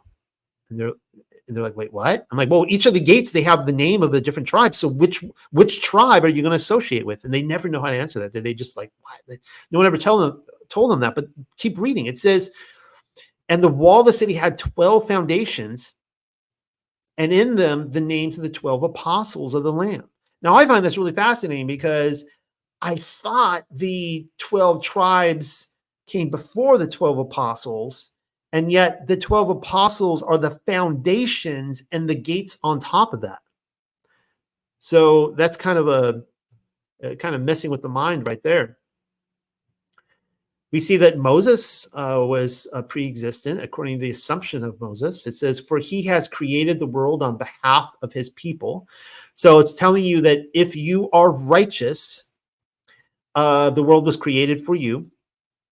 And he says, accordingly, he designed and devised me, and he prepared me before the foundation of the world, that I should be the mediator of his covenant. So right there, we know that the world was created for us, and that Moses was created for a specific purpose before the world, before the very foundation of the world was created. So that going back to Jubilees again, I think it's very clear that in that chapter on day one, Moses was already here on day one of creation. But then it talks about this here, the righteous in general, in Matthew 25:34. Then shall the king say unto them on his right hand, come, ye blessed my father, inherit the kingdom prepared for you from the foundation of the world. That, of course, ties in right here with the assumption of Moses, for he has created the world on behalf of his people. So the people came first, and then the world followed. And that's what we will be told if we enter the kingdom, prepared for you from the foundation of the world. The Gospel of Thomas, chapter 12, or the 12th saying says this. The disciples said to Yahusha, we know that you will depart from us. Who is to be our leader? And Yahusha said to them, wherever you are to go to Yaakov the righteous. That would be James the just, which literally means Melchizedek. He was a Melchizedek priest. For whose sake heaven and earth came into being. What? According to this, the brother of Messiah, the world, or heaven, and not just the foundations of the earth, but heaven and earth came into being for his sake. Amazing. We're telling us that he had to have existed before the earth. Here's Yirmiyahu. Now, this is a popular one. This is usually where people take it in canon, the pre-existence one. But I didn't want to really read this first. I wanted to kind of come back here and show all this other stuff. But before I formed you in the belly, I knew you. And people will say, well, he knew him through foreknowledge. Well, when you take all of this together, this is why I was saying earlier, like, how do you determine what the truth is? Well, when you get this body of work and it starts creating a more coherent picture, I mean, does this not make sense to you guys? It makes a lot of sense to me. So before I formed you, Jeremiah, in the belly, I knew you. We knew each other. We were up there talking together, having conversations. And before you came forth out of the womb, I sanctified you, and I ordained you as a prophet unto the nations. So isn't that amazing? So we were given our task on this earth before we were born. This is the parable of the talents. We all have a specific amount of talents. It could be 1, could be 5, it could be 10, whatever. Some of us have more than others, and that could be based on something that happened in pre-existence. Maybe we're here with a lesser amount of talents because we did something naughty, or he knew that's all we could handle on this earth. He knew just based on what we did before that there would be some sort of follow-up. The righteous are chosen in the epistle to the Ephesians. I had to bring Paul into this. According as he has chosen us in him before the foundation of the world. So here again, the righteous were chosen in him before the foundation of the world, that we should be holy and without blame before him in love, having predetermined us unto the adoption of children by Yahushua HaMashiach to himself. The whole basically almost everybody listening to me right now, I know most of you probably despise, I shouldn't assume, but just talking to enough of you out there, not big fans of predestination. That's a very big kind of like Baptist thing, John Calvin and all that kind of stuff. But first of all, if you want to defeat an argument, you attach a name to it, Augustine or John Calvin. So I think it's awful. Like people go, Calvinism, right? But in the pre-existence argument, there's this predestination thing comes up a lot. And it does seem like there were people on this earth determined to be righteous, and that there were those who were determined to be wicked. That's a type of predestination. Now, maybe we are still given the free will to mess up, and some people who were determined to be righteous and continue on into a righteous eternity mess up big time and they don't make it. That could be a possibility. Nevertheless, we were all given certain talents according to the plan. Romans 8 again says, for whom he did foreknow, he also did predetermine to be conformed to the image of his son. So again, people will explain this away. Well, it's a foreknowledge. He looked into the future, right? That's how people explain this away. But again, when you take this in the greater context here, he's like, no. If you are conforming to the image of his son, meaning you are becoming a son of Elohim again, and you're going to go into eternity as a son of Elohim, it's because he knew you beforehand. You knew each other beforehand. How exciting is that, guys? And this is what's going to happen when we die and we are shown the mysteries. And, we had to drink the cup of forgetfulness. There's different ways people describe this when we were born, but we will once again remember everything beforehand. And how joyous will that be? Joseph's prayer says this, I, Yaakov, who is speaking to you, am also Yasharel. So this is Jacob, Yaakov, Israel. He says, I speaking to you am an angel of Elohim and a ruling Ruach. Abraham and Yitzchak were created before any work. But then he says, I am the firstborn of every living thing to whom Elohim gives life. That's interesting right there. So according to the Joseph's prayer, and I'm just reading you this text right here, according to this book, Joseph's prayer, Yaakov was created before Abraham and Yitzchak, which is pretty crazy because Abraham was his grandfather. So according to this, he was created first, but then Abraham and Yitzchak were created before any other work. So they're still before all the other souls, but he's still first. In Exodus 4:22, we read this, and you shall say to Pharaoh, thus says Yahweh, Yasharel is my son, even my firstborn. So a lot of people make different things about this. I've seen people use this verse to try to disprove Messiah being the only begotten son. I think that's so ridiculous. Nevertheless, I read this now, Exodus 4:22, into this whole pre-existence thing, that if you are, guys, everybody listening out there, you want to be grafted into Israel. Believe me, you want to be grafted into Israel. Salvation comes through Israel alone. You do not want to be a goyim, a Gentile. You do not want to be a pagan, all right? You want to be righteous. You want to be Israel. It is Israel who is his firstborn son. Okay, we tie this back into the world was created for Israel, for his righteous. Second Esdras says, but we, your people whom you have called your firstborn. And this is what you want to be. You want to be called the firstborn. Your Yakid, your beloved son, and your fervent lover are given into their hands. If the world now be made for our sakes, see how this all ties in together, right? Why do we not possess an inheritance with the world?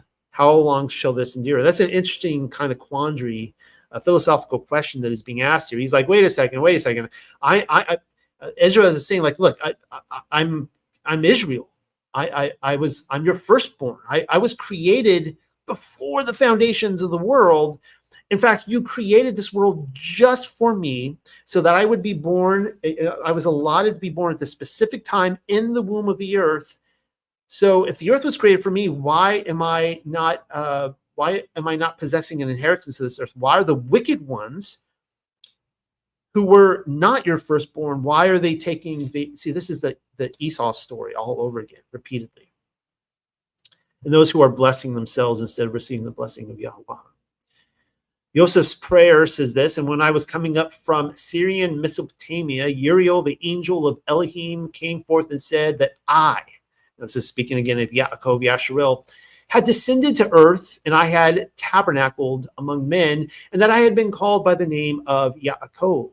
Now this angel, Uriel, he envied me and fought with me and wrestled with me, saying that his name and the name that is before every angel was to be above mine. Now the scene here is when, Jacob, Yaakov wrestles with, he is fleeing Laban, and he is going back to the land. He's got his two wives, two sisters, and of course he's wrestling with the angel. So according to this, and I'm just reading you this book, Joseph's prayer, you can take it for what it is, agree with it or disagree. According to this angel is fighting with him because he is envious, because he was created before every angel was to be above mine. I told him his name and what rank he held among the sons of Elohim. Are you not Uriel, the eighth after me, and I, Yasharel, the archangel of the power of Yahuwah, the chief captain among the sons of Elohim? Am I not Yasharel, the first minister before the face of Elohim? So this kind of creates yet a different picture for us. All right. On one hand, we are potentially the fallen angels, the fallen sons of Elohim via Satan, right? But then you have inserted into the human story different people like Yeshua. He is not fallen. He was inserted into history in order to help steer the ship into the right direction, to the direction of salvation, which is his name. But then we have others like Noah, and we'll be talking about him when we finally get to him. He too was inserted into the story. Well, so was Abraham, Yaakov, or I say Abraham, Yitzchak, and Yaakov. Yaakov was not a fallen angel. According to this, he was a righteous angel who came down to the earth to help steer the ship, and in fact become the father of a nation. Kind of a cool story. And let's jump over the Shepherd of Hermes. When was the last time you heard me read from the Shepherd of Hermes? These are the angels building the tower, and I put here the Migdal, because I do believe that this woman in this story is actually the Migdal, that it may be actually Mary Magdalene. But all the angels being described here are the pre-existent souls. So this is what it says, a little quote here from the book. In reply, I said to her that he is speaking here. The shepherd is speaking to the woman, to the tower, the church. She's an actual woman. And I have asked this question in the past, is she the Migdal? In reply, I said to her, this is magnificent and marvelous. But who are the 6 young men who are engaged in building? And he's seeing this tower being built. And she said, these are the holy angels of Elohim who were first created, and to whom Yahweh handed over his whole creation, that they might increase and build up and rule over the whole creation. Well, we're instructed to build the tower. That's Kepha, of course, was the rock, right? And by which he would build his church. And then you see, of course, Mary, the Migdal, the tower. But these will be the building of the tower. But by these will the building of the tower be finished, by these holy angels. But who are the other persons who are engaged in carrying the stones? These are also holy angels of Yahweh, but the former 6 are more excellent than these. The building of the tower will be finished, and all will rejoice together around the tower, and they will glorify Elohim because the tower is finished. That comes again from the shepherd of Hermas. So my proposal to you is the daughter of Zion and Mary of Migdal the same? This is where some people are going to get triggered.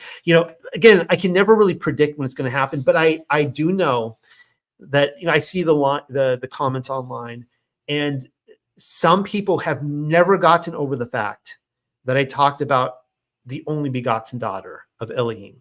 Now, the context of that comes from the book Joseph and Asenath, which is an incredible book.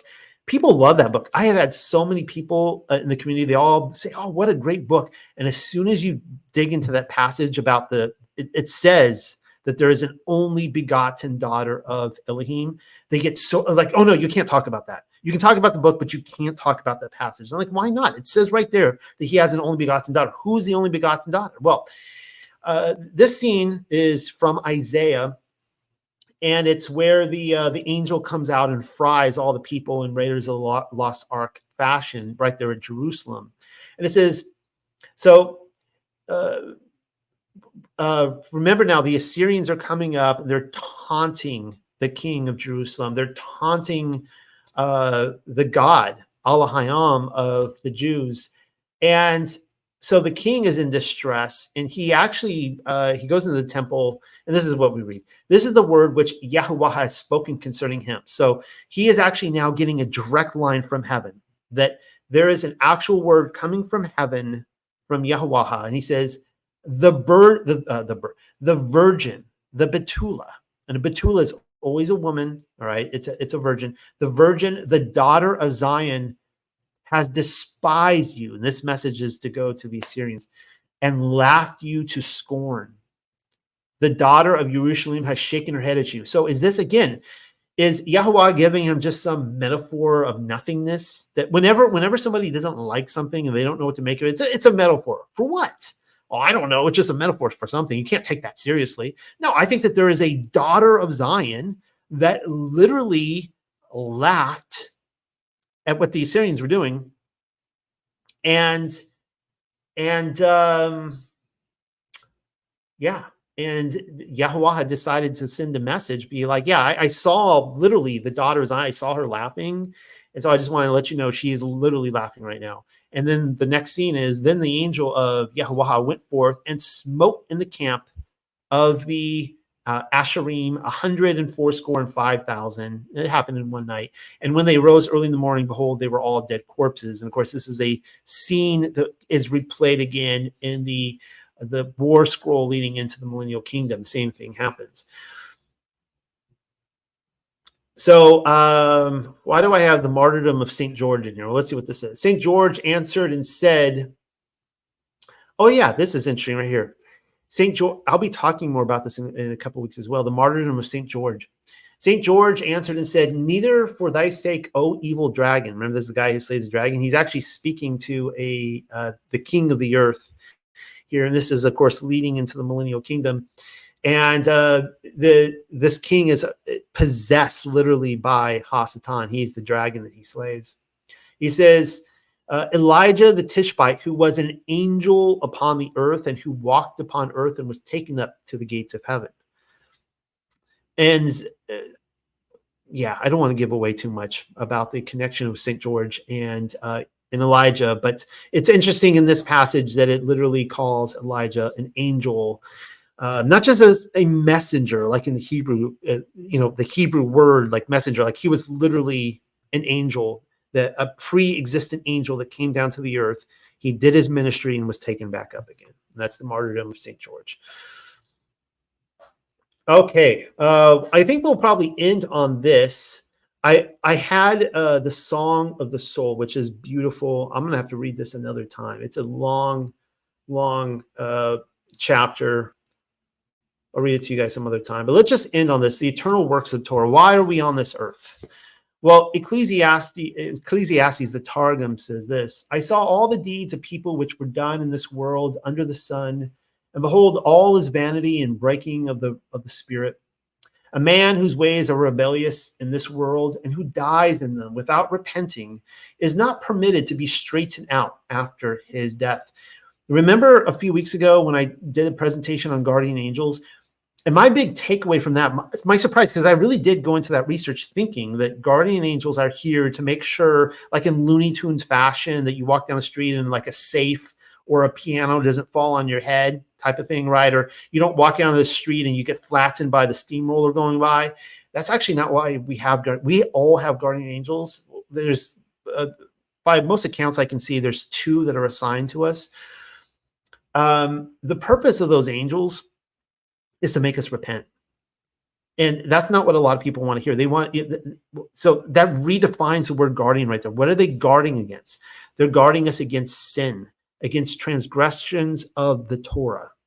And there is 1 hour, at least 1, maybe 2 hours of every day when our guardian angels go up to, they have to go to the throne of the Father, and we are left without guardian angels. Are we more susceptible to a steamroller, rolling over us? No, we are more susceptible to the fiery darts of the enemy to transgress. Those are the most dangerous hours. That is when Adam and Eve transgressed, when their guardian angels went to the throne. Satan knew it, and he came in, swept in, he tempted them. And, their guardian angels came back like, oh, come on. We went for like 1 hour and you went and had a Satan baby. Anyways, and a man who is lacking in Torah and the commandments during his life after his death is not permitted to be counted among the righteous in the Garden of Eden. So according to Ecclesiastes, if you are lacking in the Torah, you will not be going amongst the righteous in the Garden of Eden. Remember all that we saw with Abraham looking down, he saw the pre-existent souls and the righteous in the Garden of Eden in heaven. One more, Ecclesiastes 5:11 says this. This is actually one of my all-time favorites. I sure wish I quoted this when I went through Soul Sleep with you guys. A man who is rich in wisdom has the wisdom of the Torah of Yahuwah. And again, who is wisdom? Sophia. Who is Chakamaha? Who is that? That is the Holy Spirit, right? That is the Lady of Love. The Ruach HaKodesh, that is wisdom. And who is she again? She is the Torah.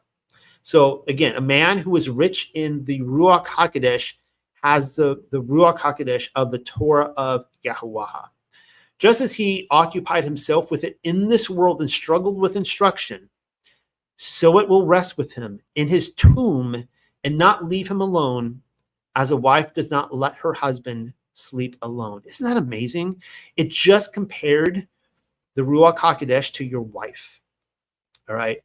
So, and you guys have all heard me say this before. Imagine you have a good night of rest and then a terrible night of rest. You have a night with sweet dreams, and you work hard, and you hit that pillow, you're out, and then the sun hits your face in the morning, and you're like, wow, I slept so good last night. And you get up and you work again. Or you have one of those nights where you're just tossing and turning and having nightmares, and it's awful, and you wake up like worse than when you went to bed. That's what death is like for people. And if you occupy yourself in the Ruach HaKodesh, which is the Torah, and being obedient to our Father's commands in this life, which is the purpose of this life, to come into this womb of the earth, be harvested, resurrect again in our fire bodies, born again, go up to heaven, up to paradise.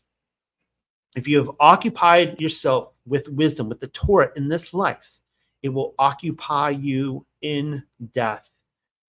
Just as a wife does not let her husband sleep alone. That is what it's like with the Ruach HaKodesh with us. That is, I think, a beautiful, beautiful picture. I hope this was helpful to everybody. I hope you guys enjoyed this. I hope it gave you a clearer picture, just a well-rounded picture of the mysteries of heaven and our there are so many different aspects to look at our place on the earth and why we're here.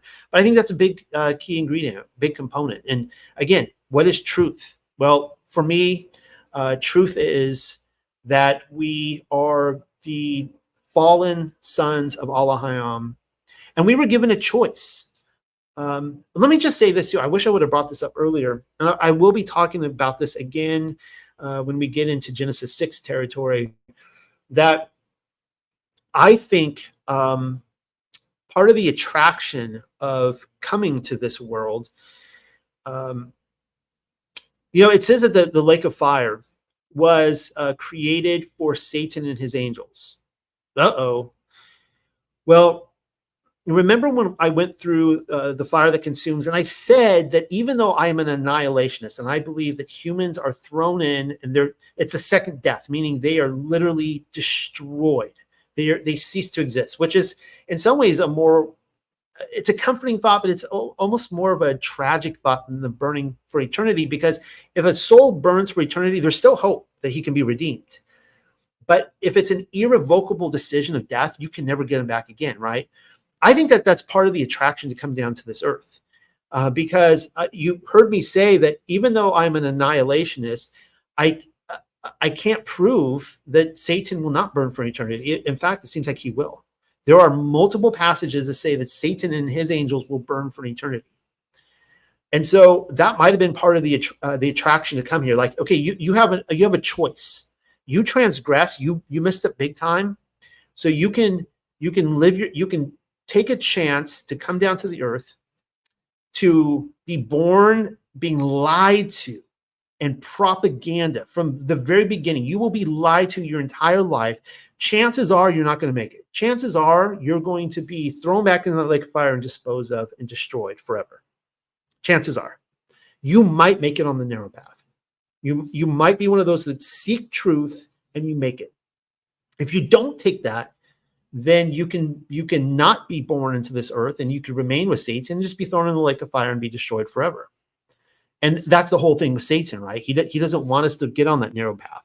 He wants us to be thrown in the lake of fire with him. I don't know. Satan is a mystery, right? We don't know all why he's here, why he has the job title of accuser. Anyways, that's the mystery. I'm going to end on that note tonight. Love you guys. We'll do this again next week. I'm looking forward to next week. Next week, Yah willing, we're going to be still on day one of creation. We're going to be talking about the Spirit of God moving over the face of the waters. And I will be showing you how that is the Ruach HaKodesh, wisdom, the lady, the feminine Holy Spirits, and that she is the mother of Israel, of Yasharel. Love you guys. Shabbat Shalom, everybody. Have a good rest.